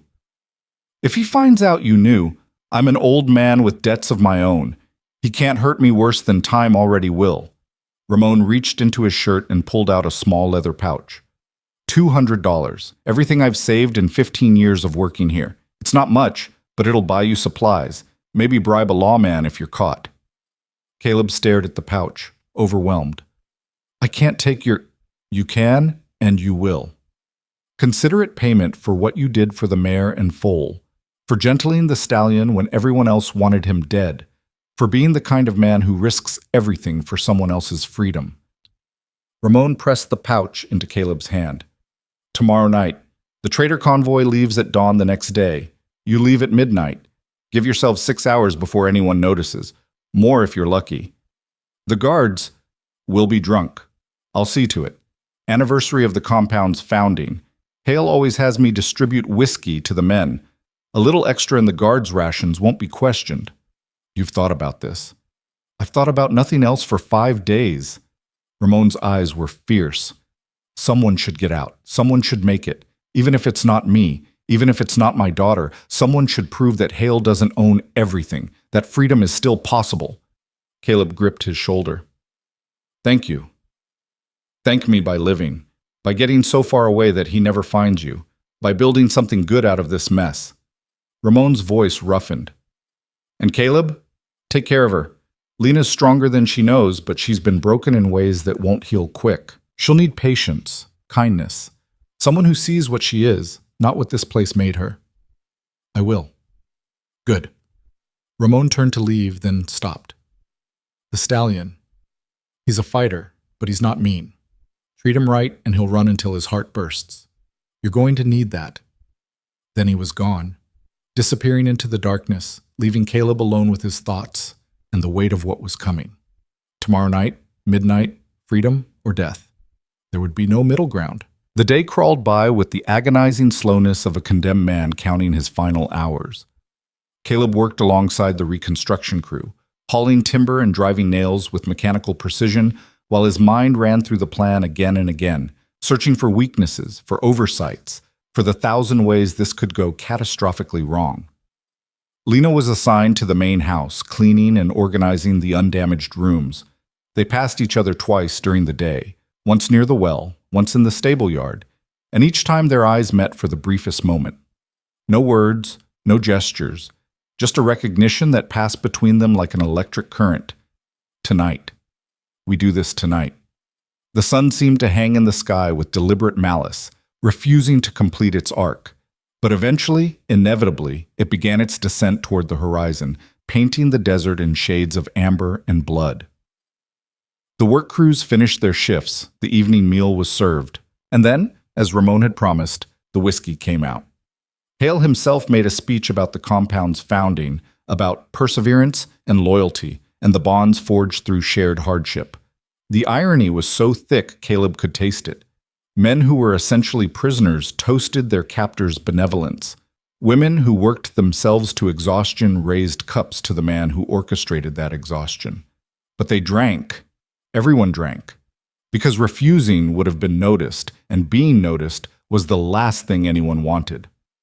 Caleb took his share but barely touched it, letting the liquid evaporate in his cup while appearing to participate.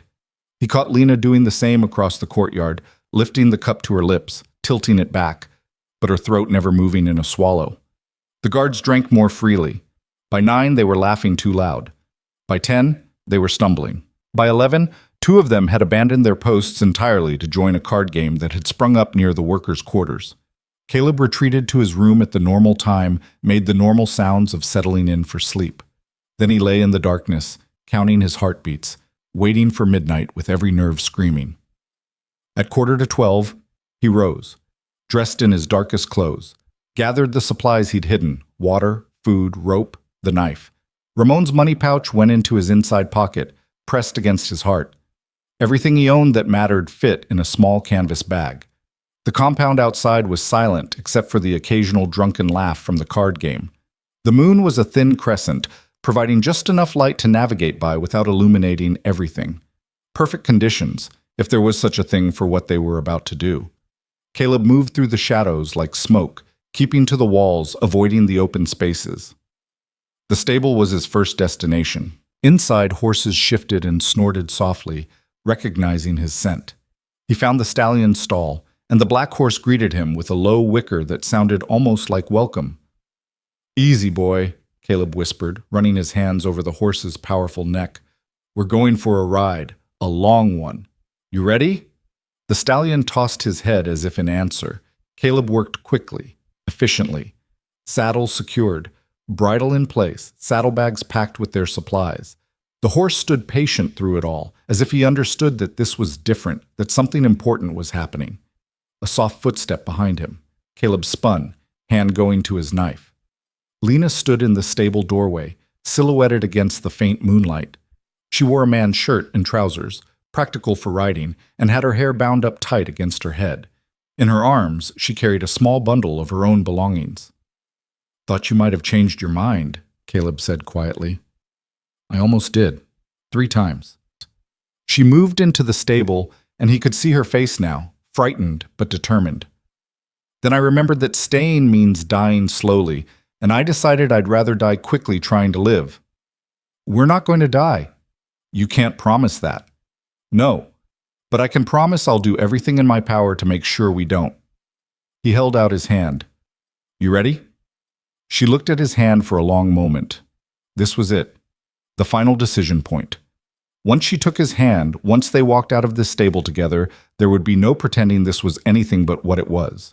Rebellion, theft, desertion. Lena placed her hand in his. Her fingers were cold but steady. "Let's go." Caleb helped her mount first, then swung up behind her.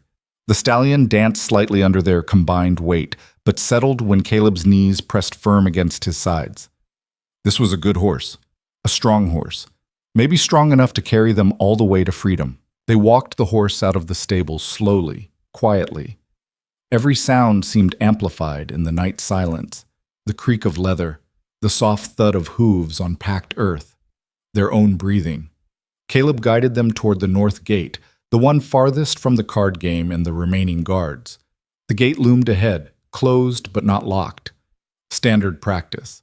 Locked gates implied people wanted to leave, and Hale's philosophy was that his workers had nowhere to go anyway. Why waste effort on locks?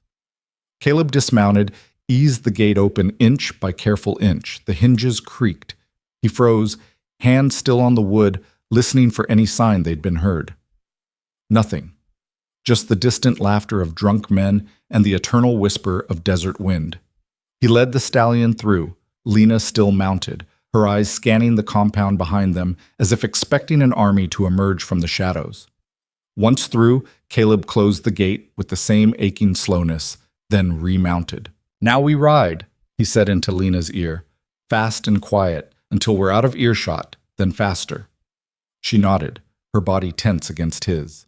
Caleb touched his heels to the stallion's flanks.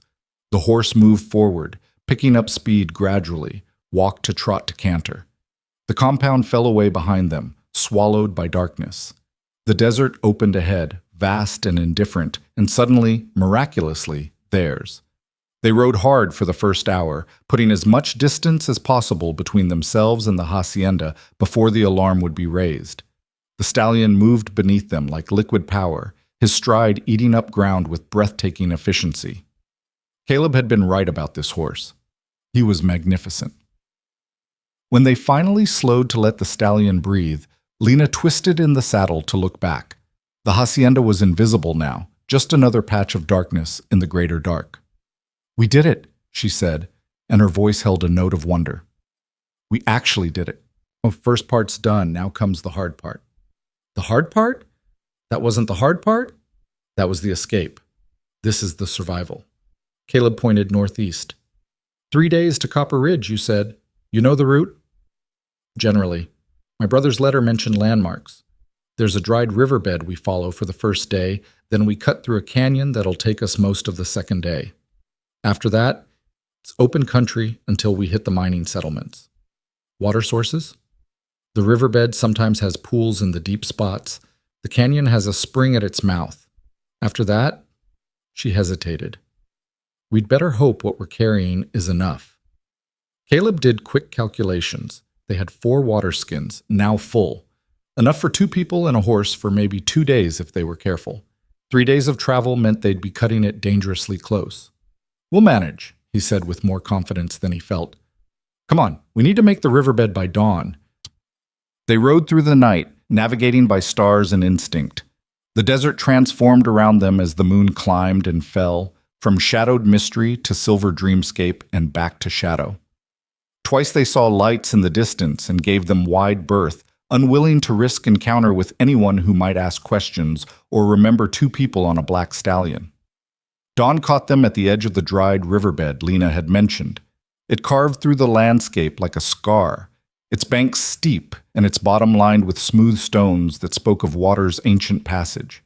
Here and there, as Lena had said, pools remained, dark and still, residue of rains long past. They dismounted to let the stallion drink and rest. Caleb's legs were numb from hours in the saddle, and Lena moved with obvious stiffness. Neither complained. Discomfort was temporary. Getting caught was permanent.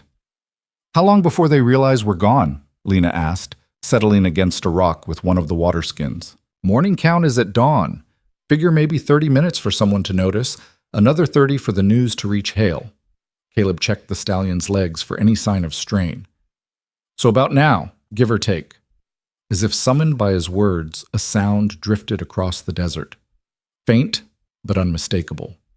A bell, ringing in the particular pattern that meant emergency, that meant everyone to the courtyard, that meant something had gone terribly wrong. Lena's face went pale. "They know. They know." Caleb's jaw tightened. "Which means we've got maybe 6 hours before organized pursuit. Hale will send his best trackers, his fastest riders. They'll push hard, won't stop for rest. Can we outrun them?" Caleb looked at the stallion, magnificent but already tired from the night's hard ride. "Not forever, but we don't need forever. Just need to reach Copper Ridge before they catch us. Once we're in a town, surrounded by witnesses, Hale's authority gets complicated." "You hope." "I hope," Caleb agreed grimly, "but hope's more than we had yesterday." They rested for an hour, letting the stallion graze on the sparse vegetation along the riverbed's edge. Caleb used the time to check their supplies, ration out the food, plan the next leg of their journey. Lena sat quiet, her eyes distant, and he knew she was processing everything, the enormity of what they'd done, the impossibility of going back, the uncertainty of what lay ahead. "Tell me about your brother," he said, trying to pull her out of her thoughts. She blinked, focusing on him. "David? He's 5 years older than me. Always was the brave one. When our father died and the debts came, David wanted to fight, wanted to find a way to pay them off honorably. But She stopped, swallowed. "I convinced him to leave, told him at least one of us should be free, that he could send money back, help from a distance." "Did he?" "For the first year, yeah. Small amounts, whatever he could spare from his mining wages. It helped. Not enough to clear the debt, but enough to keep them from adding more." Her expression darkened. Then the letters stopped. "I don't know if something happened to him, or if he just gave up. decided I wasn't worth the sacrifice. I'm sure it wasn't that. Maybe. Or maybe he realized what I should have realized 3 years ago, that some debts are designed never to be paid, that the only winning move is to walk away. She looked at Caleb. That's what we're doing, right? Walking away from a rigged game? That's exactly what we're doing. And if he's not in Copper Ridge, if he's moved on or died or wants nothing to do with his fugitive sister, then we figure something else out. Find work, new names, build from scratch. Caleb moved to sit beside her.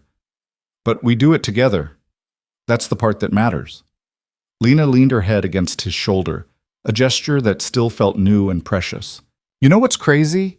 I've known you less than 2 weeks. 2 weeks. And yet I trust you with my life, with my future, with everything. Is that crazy? Probably. My whole life I was taught to be careful, don't trust easily. People will use you, hurt you, leave you. She tilted her head to look at him. But you haven't done any of those things, even when it cost you, even when it would have been smarter to stay out of it. Maybe I'm just not very smart. Or maybe you're the first good thing that's happened to me in so long, I forgot what good things felt like. The words settled between them, heavy with meaning. Caleb wanted to say something profound, something worthy of the moment. But before he could find the words, the stallion's head jerked up, ears swiveling backward, alert, listening. Caleb was on his feet instantly, every sense straining. There, faint but growing louder. The sound of horses. Multiple horses moving fast. They're coming, he said. Mount up, now. Mount? They were in the saddle in seconds. Caleb urged the stallion into a run, following the riverbed as it snaked through the desert. Behind them, the sounds of pursuit grew clear, voices shouting, the thunder of hoofbeats on hard ground. The stallion ran like his life depended on it, which it did. They all knew what happened to stolen horses. Same thing that happened to thieves and debtors and anyone who dared defy Victor Hale's authority. The riverbed began to narrow, its banks rising higher on either side. Ahead, Caleb could see where it bent sharply east. If they could make that bend, get out of sight, maybe find a place to hide. A gunshot cracked across the morning air. Lena flinched against him. The stallion's stride never faltered, but Caleb's heart hammered.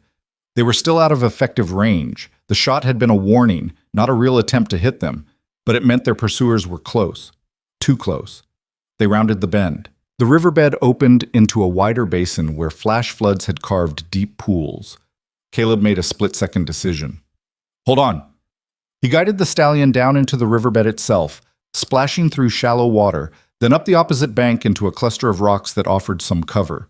They dismounted quickly, Caleb grabbing the stallion's bridle to keep him quiet.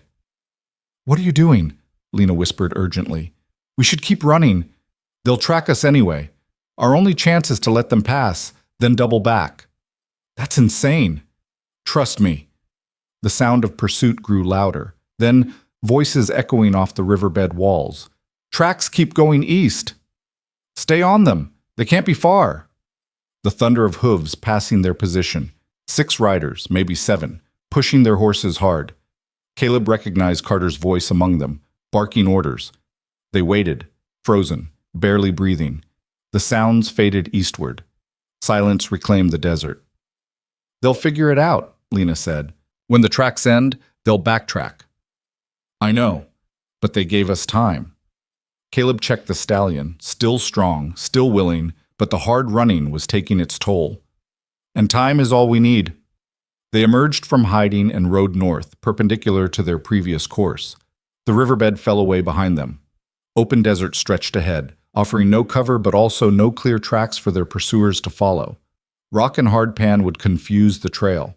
By midday, the canyon Lena had mentioned appeared on the horizon, a massive crack in the earth's surface that promised shade, and hopefully, the spring she'd described. They pushed the stallion hard for that haven, knowing that once inside the canyon's protective walls, they'd have defensible ground. The canyon mouth gaped like a wound. They rode into cool shadow, the temperature dropping 20 degrees in seconds. High walls rose on either side, their faces striated with layers of geological time. The spring bubbled up exactly where Lena had said it would, a small miracle of water in the wasteland. They stopped. The stallion drank deeply while Caleb and Lena refilled their water skins and allowed themselves a brief moment of rest. "How far through the canyon?" Caleb asked. "Full day's ride, if I remember David's letter right. Comes out on the other side near some old mining claims. From there, Copper Ridge is maybe 8 hours. So we're halfway." "Halfway," Lena confirmed, but her expression was troubled. "Caleb, even if we make it to Copper Ridge, what then? We'll still be fugitives. Hale will send word, put a price on our heads. The law in mining towns is usually whoever has the biggest fist and the most guns. Hale's authority ends at his property line." Caleb cupped water in his hands, drank. "Besides, we're not the only people who've ever run from bad contracts. The territories are full of folks who needed a fresh start." "You make it sound simple." "It's not simple, but it's possible. And possible is all we need." They rested for 2 hours, letting the stallion recover his strength. Lena dozed against Caleb's shoulder while he kept watch, listening for sounds of pursuit. The canyon amplified everything: dripping water, distant bird calls, the whisper of wind through stone. Any approaching horses would announce themselves long before arrival. But the hours passed quietly. Either their pursuers had lost the trail or were being more cautious. Either way, the respite was a gift. As afternoon shadows began lengthening, they resumed their journey. The canyon was exactly as Lena had described, long and winding, its floor relatively smooth, its walls rising hundreds of feet on either side. Riding through it felt like traveling through the bones of the earth itself, ancient and indifferent to human struggles. They made good time. The stallion had recovered enough to maintain a steady pace, and the canyon's shade made the heat bearable. By evening, they could see the exit ahead, a wedge of golden light where the walls began to spread apart. They emerged into the last hour of daylight. Before them, the landscape shifted from pure desert to something slightly more forgiving. Scrub vegetation dotted the ground. In the distance, the dark shapes of mountains suggested water sources, actual settlements, the edges of civilization. "Tomorrow," Lena said, and her voice held something Caleb hadn't heard before. Hope. Real, uncomplicated hope. "Tomorrow, we could actually make it. We will make it." They made camp in the shelter of some rocks just outside the canyon mouth. No fire. Too risky, too visible. They ate dried meat and hard bread, drank sparingly from their dwindling water supply, and tried not to think about how exposed they'd be tomorrow crossing open ground. As full darkness fell, Lena spoke into the quiet. "Thank you." "For what?"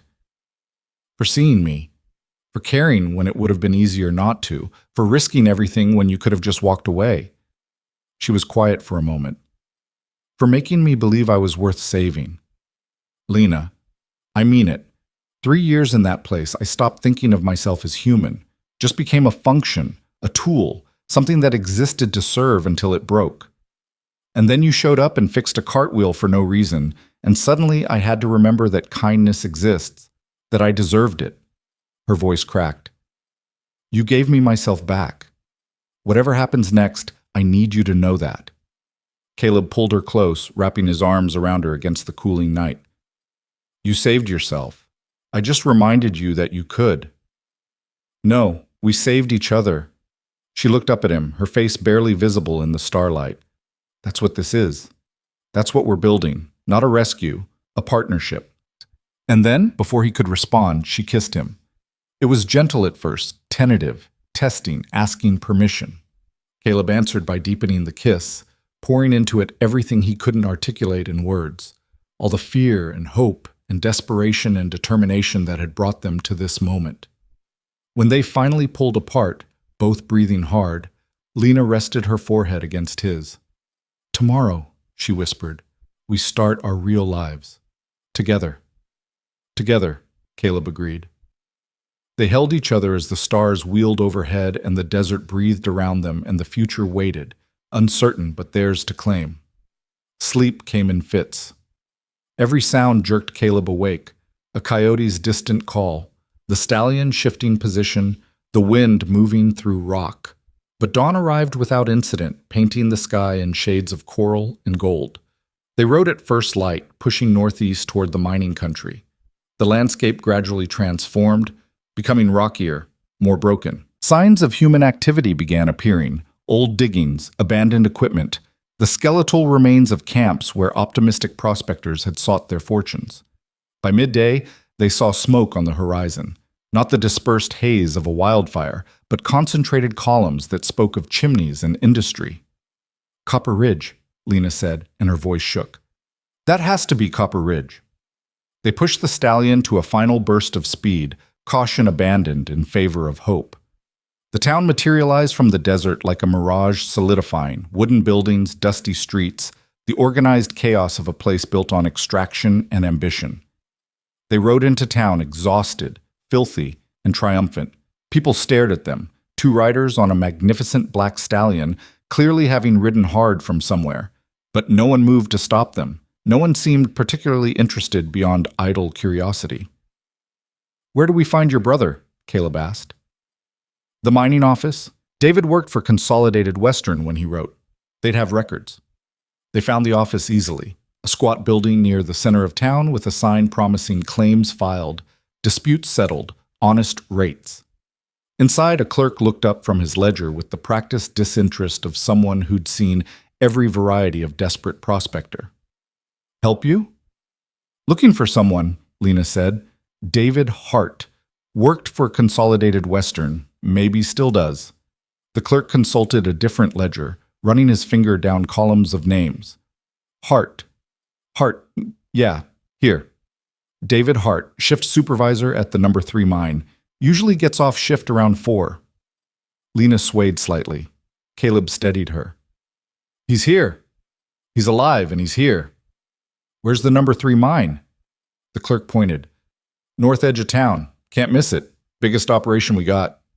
They walked the stallion through town toward the indicated mine. Caleb could feel Lena trembling beside him, every step bringing her closer to either reunion or devastating disappointment. The mine's entrance was marked by a large wooden scaffold and the constant sound of machinery. Men emerged from the darkness in groups, their faces blackened with dust, their clothes stiff with sweat and grime. A whistle blew, shift change. More men poured out. Lena scanned each face desperately, hope and fear warring in her expression. Then she stopped. "David." A man paused in the flow of workers. Tall, broad-shouldered, with the same gray-green eyes as Lena. He stared at her for a long moment, as if seeing a ghost. "Lena?" His voice was rough with shock. "That's not... It can't be... It's me." She stepped forward. "I'm here. I got out." David crossed the distance in 3 strides and pulled her into a crushing embrace. Over her shoulder, his eyes found Caleb's, asking a silent question. "What happened? How is she here?" Caleb just nodded once, a gesture that said, "Later. Let her have this moment." They stood like that for a long time, brother and sister, reunited against all odds, clinging to each other as proof that escape was possible, that freedom was real, that the chains of the past could be broken. Finally, David pulled back enough to look at his sister's face. "You're running from something. Someone." "Yes." "Bad?" "The worst." David's jaw set in a way that reminded Caleb of Lena's own stubbornness. "Then we make sure they don't find you. Come on, I've got a place. Small, but it's yours for as long as you need it." He looked at Caleb. "Both of you." As they walked through the streets of Copper Ridge, Lena's hand found Caleb's, their fingers interlaced, holding tight against whatever might try to tear them apart.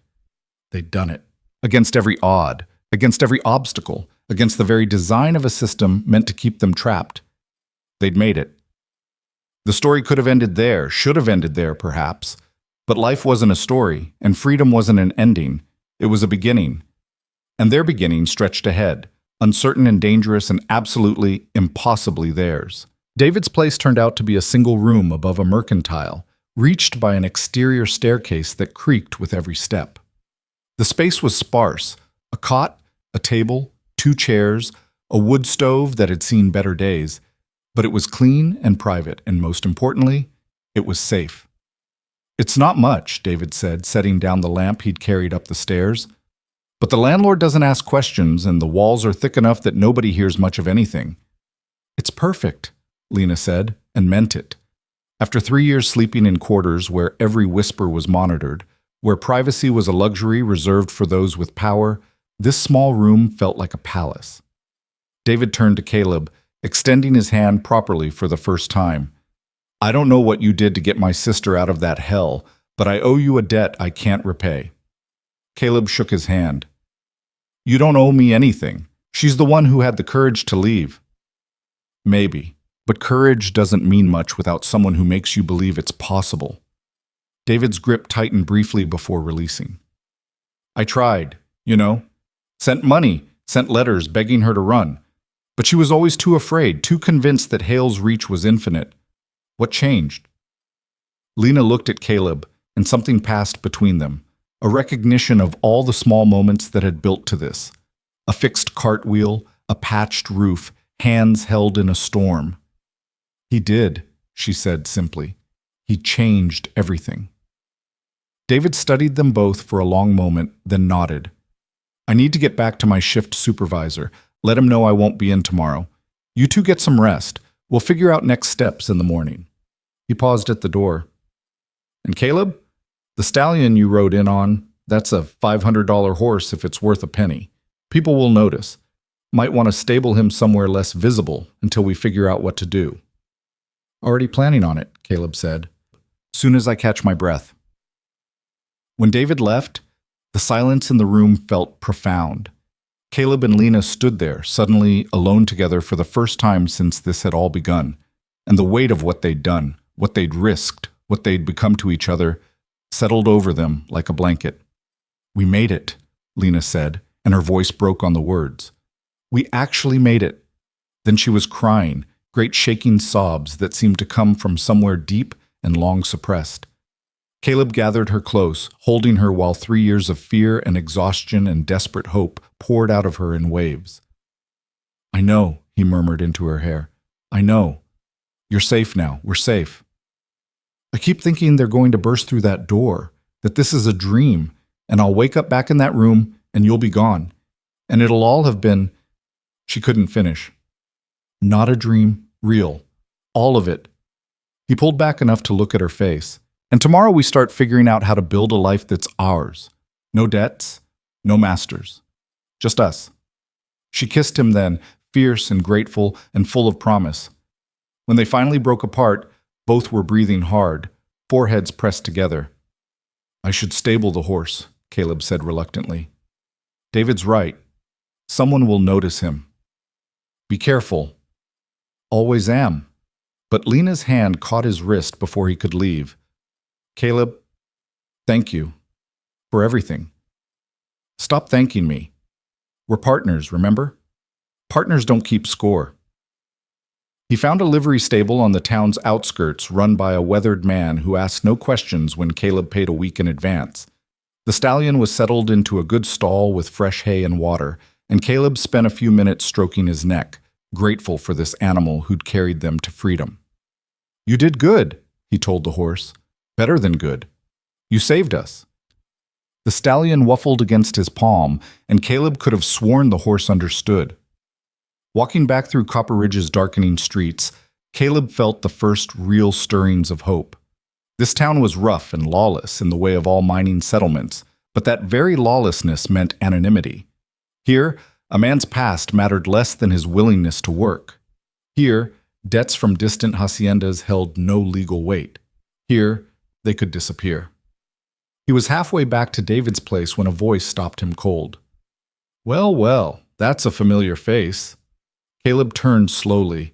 3 men blocked the street behind him, their postures casual but their intent unmistakable. The one who'd spoken was Carter, and even in the dim light, Caleb could see the smile on the foreman's face, predatory and triumphant. Rourke, thought you could just ride off into the sunset, did you? Carter stepped closer, flanked by 2 men Caleb recognized from the hacienda. Mr. Hale sends his regards, and his terms. Caleb's hand drifted toward his knife. I'm not going back. Neither is she. Now that's where you're wrong. Carter's smile widened. See, you took something that doesn't belong to you. Actually, you took 2 things.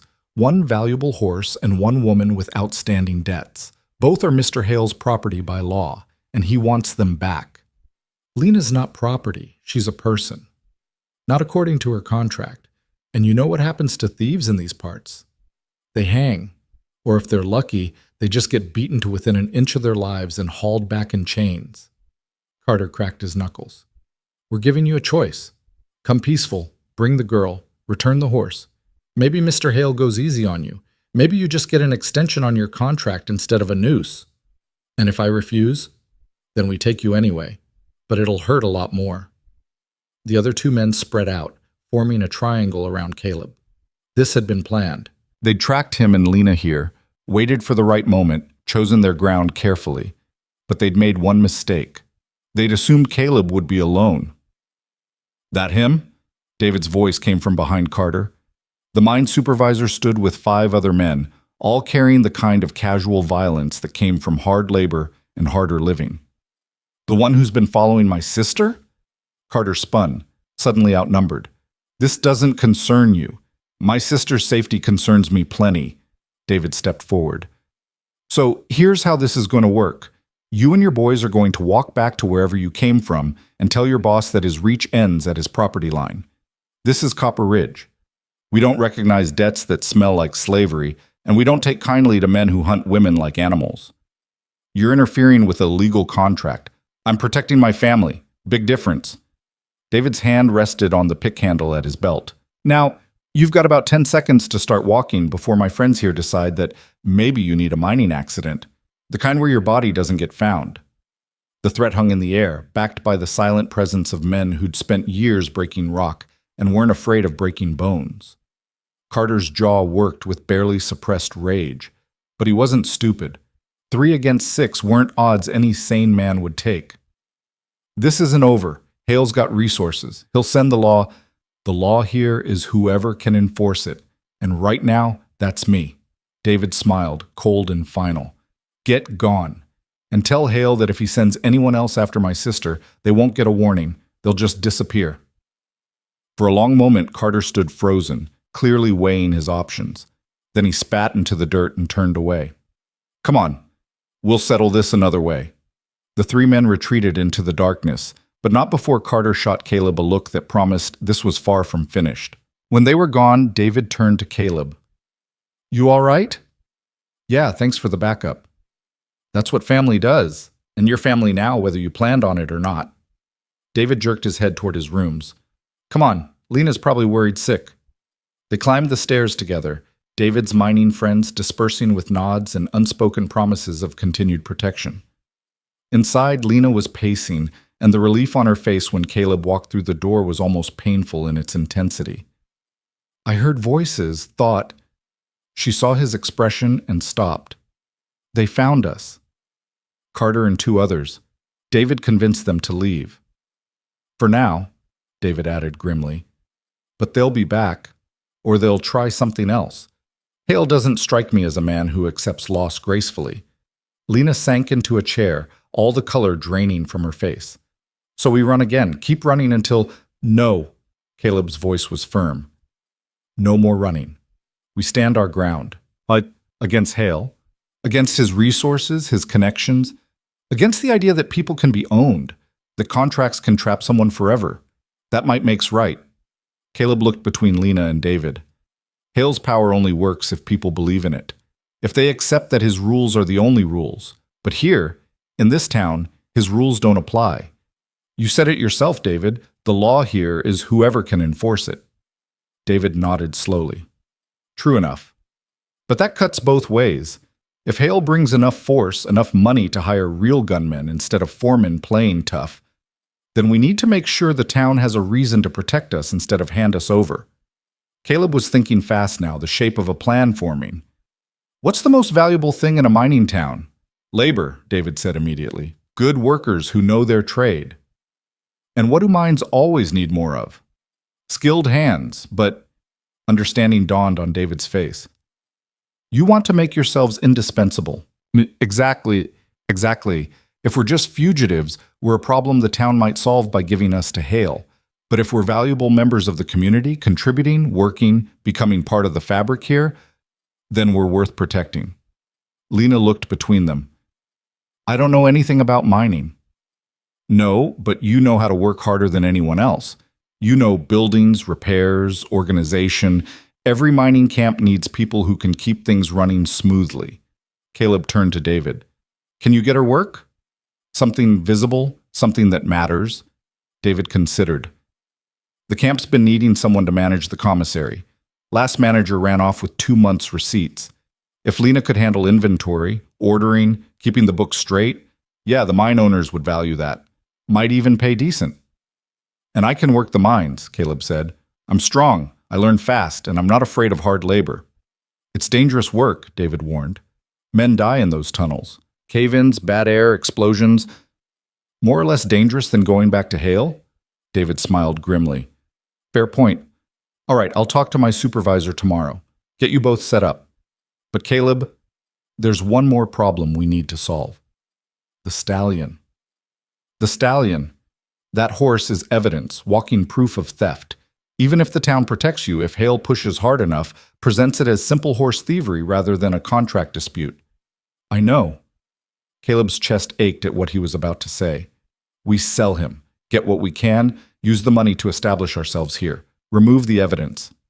Lena's hand found his. Caleb, you don't have to. Yes, I do. That horse got us here, but keeping him puts us at risk. Better to let him go than lose everything we've gained. He looked at David. You know anyone who'd pay fair price and ask no questions? Maybe. There's a rancher up north who's always looking for good breeding stock. Doesn't care much where they come from as long as they're sound. David paused. I could take him up there tomorrow, make the sale. Split would be 50-50. You get half, I use half to pay off the right people in town. Make sure everyone understands you two are under protection. Do it, Caleb said, though the words hurt. And David, thank you for everything. Thank me by taking care of my sister, by building something good here, by proving that escape is possible. David's expression was fierce.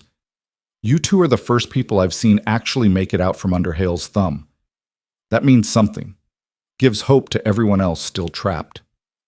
That night, lying on the floor while Lena took the cot, she'd insisted he'd relented after her third refusal to let him sleep on the ground. Caleb stared at the ceiling and thought about sacrifice and necessity and the prices paid for freedom. The stallion had been more than transportation. He'd been a partner, a fellow refugee, living proof that some spirits couldn't be broken. Selling him felt like betrayal. But keeping him would be worse. Would risk everything they'd fought for, everyone who'd helped them. Sometimes love meant letting go. Caleb? Lena's voice came soft from the cot. You awake? Yeah. I'm sorry about the horse. Not your fault. Feels like it. Feels like everything good gets sacrificed for my freedom. Caleb sat up, moved to kneel beside the cot so he could see her face in the moonlight through the window. That horse was already Hale's prisoner when I found him. Half wild, dangerous, trapped in a corral. I helped him, same as I helped you. And now, like you, he gets a chance at a better life, even if it's not with me. You really believe that? I have to. Otherwise, what's the point of any of this? Lena reached out, her fingers tracing the line of his jaw. The point is that we're here, together, free. Everything else is just details. He caught her hand, pressed a kiss to her palm. Get some rest. Tomorrow we start building. Tomorrow came with the relentless certainty of all tomorrows. David left at dawn with the stallion, heading north to make the sale. Caleb and Lena ate a sparse breakfast and then walked together into the center of Copper Ridge, ready to begin their transformation from fugitives to citizens. The mine office was busy with the morning shift change. David's supervisor, a grizzled man named McNally, looked them over with the assessing gaze of someone who'd hired and fired 1,000 workers. David speaks for you. That counts for something, McNally said. But I need to know you can handle the work. Mining's not for the weak or stupid. You weak or stupid? Neither, Caleb said. We'll see. Report to the number 3 entrance at noon. They'll start you on hauling, moving rock from the tunnels to the surface. Back-breaking work. But it's how everyone starts. You last a week, we'll talk about better positions. And my sister? David asked. The commissary position? She can read? Write? Do sums? Yes. Lena said firmly. Then she's already more qualified than the last three applicants. Commissary is yours if you want it. Pay is 30 a month plus room and board. You keep the books straight, keep the miners from rioting over prices, and don't steal. Job's yours as long as you want it. 30 a month. It wasn't wealth, but combined with whatever Caleb would earn in the mines, it was survival. More than survival, it was a foundation. I'll take it, Lena said. Good. Report to Sarah Mullins at the commissary building. That's the big one near the Eastern Claims. She'll show you the ropes. They left the office with employment secured. On the street outside, Lena grabbed Caleb's hand and squeezed hard. We did it, she whispered. We actually have jobs. Real jobs. First step, Caleb agreed. Now we just have to prove we're worth keeping. The next weeks blurred into a routine that felt miraculous in its mundanity. Caleb worked the mines, his body adapting to the grueling labor of hauling rock and timber through dark tunnels where the air was thick and the danger constant. He learned to read the subtle signs of instability in tunnel walls, learned which miners knew their trade and which were accidents waiting to happen, learned that survival underground required constant vigilance and unshakable nerve. Lena thrived at the commissary. Her years of managing impossible workloads at the hacienda had prepared her perfectly for the chaos of supplying a mining camp. She reorganized the inventory system, negotiated better prices with suppliers, and instituted policies that made the miners feel heard rather than exploited. Within a month, the commissary was running smoother than it had in years, and Lena's name was spoken with respect throughout the camp. David sold the stallion for $400, less than the horse was worth, but more than they dared hope. Half went to strategic bribes and payments, ensuring that key people in Copper Ridge understood that Caleb and Lena were under protection. The sheriff, such as he was, received a generous donation to his discretionary fund. The mine owners heard about the pair's value to the operation. The saloon keeper, who heard all the gossip, was made aware that harming these particular newcomers would be bad for business. The web of protection grew stronger daily. But Hale didn't give up.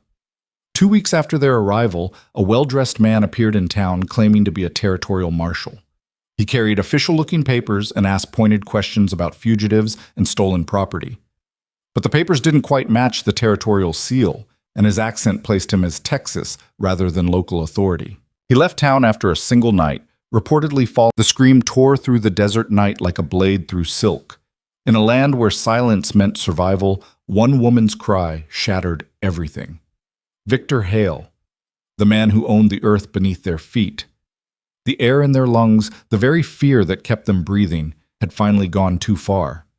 And when that door exploded inward, when fists met flesh and the old order crumbled in violence and dust, two souls made a choice that would hunt them across the wasteland. Freedom or death. There would be no middle ground. Stay with me until the end. Hit that like button and drop a comment telling me what city you're watching from. I want to see how far this story travels. The desert didn't forgive weakness. Caleb Rourke understood this the moment he crested the final ridge and saw the Hale Hacienda sprawling across the valley floor like a scar on the landscape. Adobe walls the color of dried blood, dust devils spinning between the outbuildings, and everywhere the weight of something unspoken, something that made even the horses in the distant corrals stand too still, too watchful. He was Apache by blood, though the word meant different things to different people. To some, it meant savage. To others, ghost. To Caleb, it simply meant he'd learned early that the world was divided into those who took and those who survived the taking. He'd spent 32 years walking the line between those two truths, and he had the scars to prove it. His horse, a paint gelding with more spine than beauty, picked its way down the slope with the careful precision of an animal that knew better than to trust solid ground. Caleb sat easy in the saddle, his body moving with the rhythm of descent, but his eyes never stopped working, counting buildings, marking exits, noting which shadows were deep enough to hide a man. Old habits. The sun was a hammer against the back of his neck, but he'd learned long ago not to waste energy hating things he couldn't change. Heat was heat. Hunger was hunger. And men like Victor Hale were simply forces of nature, dangerous as rattlesnakes, predictable as drought. He'd heard about Hale in a cantina 3 days' ride south. The kind of place where information flowed more freely than water, where desperate men traded rumors like currency. Hale's hiring, someone had said. Pays decent if you can handle horses. Pays shit if you can't, but he don't care what you are, long as you work. That last part was probably a lie. Men like Hale always cared. But Caleb had learned to take his chances where he found them. The hacienda's main gate stood open, not as welcome, but as statement. We're not afraid of you. We're not afraid of anything. A man in a sweat-stained shirt leaned against the gatepost, picking his teeth with a splinter of wood. He watched Caleb approach with the flat, assessing stare of someone whose job was to decide whether you were a problem or just another piece of inventory. Help you? The words came out lazy, but the man's hand had drifted closer to the knife at his belt. Caleb reined in. Looking for work. Heard Hale needs hands. That's so. The guard, if that's what he was, let his gaze slide over Caleb's dusty clothes, the worn saddle, the way he sat his horse like someone who'd been born to it. You got a name? Rourke. Caleb Rourke. Uh-huh. The man spat into the dust. And what makes you think Mr. Hale's got any use for... He paused, choosing his words with the careful cruelty of someone who enjoyed the choosing. For someone like you? There it was. The first test. They always came quick. Caleb's expression didn't change. I can gentle a horse without breaking it. Can shoe, can train, can handle breeding stock. Figure a man who owns this much land might need someone who knows which end of a horse bites. A long silence. Then, surprisingly, the guard smiled. Not friendly, but appreciative of the answer. Fair enough. Tie up over there. Ramon's in the barn. He'll tell you if we got space or if you're wasting your time. Caleb nodded once and guided his horse toward the indicated hitching post. As he dismounted, he caught sight of the compound's interior. A central courtyard ringed by low buildings, their windows dark even in afternoon light. A well stood in the center, and around it, life happened in the careful, measured way of people who understood that every moment was being watched. A woman hauled water in buckets that bent her frame nearly double. Two men repaired a section of fence with the slow, economical movements of exhaustion. A child, maybe 8, maybe 12, hard to tell under the grime, scattered feed for chickens that looked too scrawny to be worth the effort. And then he saw her. She was struggling with a loaded cart, trying to muscle it across the uneven courtyard stones. The cart was piled with sacks, grain probably, or maybe feed, stacked so high they threatened to topple. She was thin in that particular way that spoke of consistent hunger rather than natural build, all sharp angles and taut muscle. Her hair was dark, pulled back in a braid that had started the day neat, but had given up hours ago. Dust streaked her face, her arms, the simple dress that had probably been brown once, but now was the color of the earth itself. What caught Caleb's attention wasn't the struggle. Everyone here was struggling. That was clear enough. It was the way she did it, alone. No one helping, no one even looking. And the set of her jaw, the rigid line of her spine that said she'd sooner collapse than ask. Pride. The kind that could get you killed if you weren't careful. The cart's wheel caught on a stone. The whole load lurched.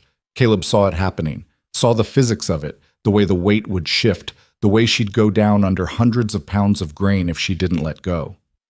She didn't let go. Instead, she threw her whole body against the cart, using her weight to counterbalance the toppling load. For a moment, it worked. The cart rocked back, then the wheel slipped again, and this time there was no stopping it. Caleb moved without thinking. 3 strides put him beside her. His hands found the cart's frame just as her grip failed, and he shoved, not gently, but with the full force of his shoulder behind it. The cart slammed back onto all 4 wheels with a crash that echoed off the courtyard walls. Silence fell like a dropped stone. The woman stared at him. Up close he could see her eyes, gray or maybe green, hard to tell in this light. They were the kind of eyes that had seen too much and decided early that trusting anything was a fool's game. Anger sparked in them now, bright and defensive. I didn't ask for help. Her voice was low, rough-edged. Not from crying, Caleb would bet money she hadn't cried in years, but from breathing dust and heat and swallowing words that wanted to be screamed. Didn't say you did? Caleb stepped back, giving her space. Around them, work had resumed, but he could feel the weight of sideways glances. Looked like the cart didn't care either way. Her jaw tightened. For a moment he thought she might actually argue, might insist she'd had it under control, might tell him to mind his own damn business. But then something shifted in her expression. Not softening, exactly. More like a recalculation. "The wheel sticks," she said finally, as if this explained everything. Maybe it did. "Needs replacing, but—" She didn't finish. Didn't need to. Resources here went where Victor Hale decided they went, and clearly a broken cartwheel for a woman hauling grain didn't make the list. "Could take a look at it later," Caleb offered. "If you want." Those eyes narrowed. "Why?" Straight to the point. He respected that. "Because I'm here looking for work, and it's generally easier to get hired if folks don't think you're useless." Almost. He saw the corner of her mouth twitch. Not quite a smile, but the ghost of one. The acknowledgement that his answer had at least been honest. Lena Hart. She didn't offer her hand. And that... She nodded toward the barn, where a broad-shouldered man with iron-gray hair was emerging into the sunlight. "Is Ramon. He's the one you need to convince, not me." "Appreciate it." Caleb touched the brim of his hat, a gesture automatic and old-fashioned, then turned toward the barn. He'd made it maybe 5 steps when her voice stopped him. "Rourke."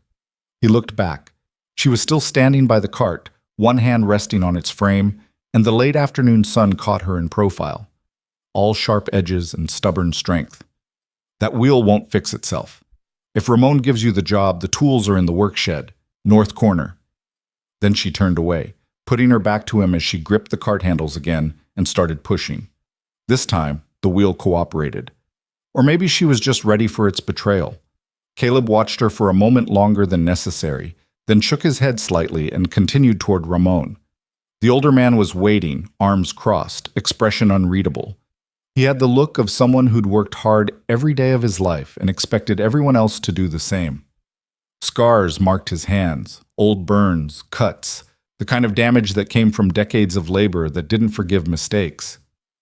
"You the one looking for work?" Not a question. "Yes, sir. Name's Caleb Rourke. Good with horses. Can handle most anything else that needs doing." Ramon's gaze traveled over him slowly, assessing. "Apache. My mother was." Ramon's expression didn't change, but something in his stance relaxed fractionally. "Can you shoe a horse without making him hate you?" "Yes, sir." "Break a 2-year-old without ruining his spirit?" "Done it before." "Work from before dawn to after dark without complaining?" "Complaining never made the work shorter." Ramon almost smiled at that. Almost. "Mr. Hale owns 400 head of cattle, 60 horses, and more land than you could walk in a week. He expects every man here to earn his keep twice over. Pay his fare if you work. Less than nothing if you don't. We provide meals, a bunk in the workers' quarters, and the privilege of staying alive in country that'll kill you soon as look at you. You good with all that?" "I am." "You got problems with authority?" Caleb considered the question. He could lie. Probably should lie, but something about Ramon's directness demanded the same in return. "Depends on whether the authority's earned or just borrowed." This time, Ramon did smile, brief and sharp as a knife flash. "You'll fit in or you'll be gone by Sunday. Either way, we'll find out. Stable's this way. Got a mare about to foal. You can start by making sure she doesn't die doing it. If she lives through the night, we'll talk about keeping you on." "Fair enough." They walked together across the courtyard, past the well where 2 women were drawing water, past the chicken coop and the smith's shed and the low adobe building that had to be the workers' quarters. The whole time, Caleb felt eyes on him, measuring, judging, waiting to see if he'd last. The stable was larger than he'd expected, well-maintained in that particular way that spoke of pride. Someone here gave a damn about the horses, at least. The interior was dim and cool, thick walls keeping out the worst of the heat. The smell hit him immediately, hay and horse and leather, familiar and grounding. Ramon led him to a box stall at the far end. Inside, a bay mare stood with her head low, sides heaving. She was young, maybe 4, and her eyes rolled white when they approached. "First foal," Ramon said quietly. "Been laboring since dawn. Something's wrong, but I can't—" He broke off, frustrated. Mr. Hale paid good money for her. If she dies, it's my head. Caleb studied the mare, reading the signs, the way she shifted her weight, the tension in her muscles, the frequency of her breathing. She's scared, he said. Pain she understands, but this, he gestured. First time through, everything's terror. Can you help her? Maybe. Needs some room to work, and she needs to trust me enough not to kick my head in. Ramon nodded. I'll leave you to it. Shout if you need anything. He paused at the stall door. And Rourke? Mister. Hale comes through sometimes. Evening inspections. If he asks you something, answer straight and don't waste his time. He's got no patience for dancing around. Understood. When Ramon left, Caleb let the silence settle. Then, slowly, he opened the stall door and stepped inside. The mare's ears flattened. Easy, Caleb murmured. Not English, not Spanish, older words, the language his mother had taught him before she died. Words for calming, for soothing, for telling frightened things that they weren't alone. Nobody's going to hurt you. Not if I can help it. He moved like water, slow, inevitable, giving her time to process his presence. When he reached for her, she flinched but didn't strike. Progress. His hands found her neck, her shoulder, learning the landscape of her fear through touch. Then, carefully, he began to check her progress. What he found wasn't good. The foal was positioned wrong. He could feel it, a leg folded back, preventing descent. This would take time and luck, and the kind of steady patience that most men didn't have. Caleb settled in for a long night. Hours passed. Outside, the desert cooled degree by degree, and the hacienda settled into its evening rhythms. Somewhere, dinner was being prepared. Somewhere, men were washing the day's dust from their skin and counting the hours until they could collapse into sleep. Somewhere, Victor Hale was reviewing accounts, or planning tomorrow's work, or simply existing in the particular way that powerful men existed, taking up space, commanding attention even in absence. In the stable, Caleb worked. He'd stripped down to his undershirt hours ago, sweat soaking through the fabric as he coaxed and maneuvered, trying to reposition the foal without causing more damage. The mare had stopped fighting him, pure exhaustion, probably, but he chose to believe she understood he was trying to help. Come on, he whispered. Just a little more. Work with me here. His fingers found the folded leg again. Carefully, so carefully, he eased it forward. The mare groaned, a sound that vibrated through her entire frame. Caleb kept talking, kept touching, kept moving with that glacial patience. There. The leg straightened. The foal shifted. And suddenly, everything that had been stuck was moving, the mare's body doing what it was built to do, and Caleb barely had time to step back before the foal slid into the world in a rush of fluid and membrane. For a long moment, nothing happened. Then the foal twitched, gasped, drew its first breath with a sound like tearing paper.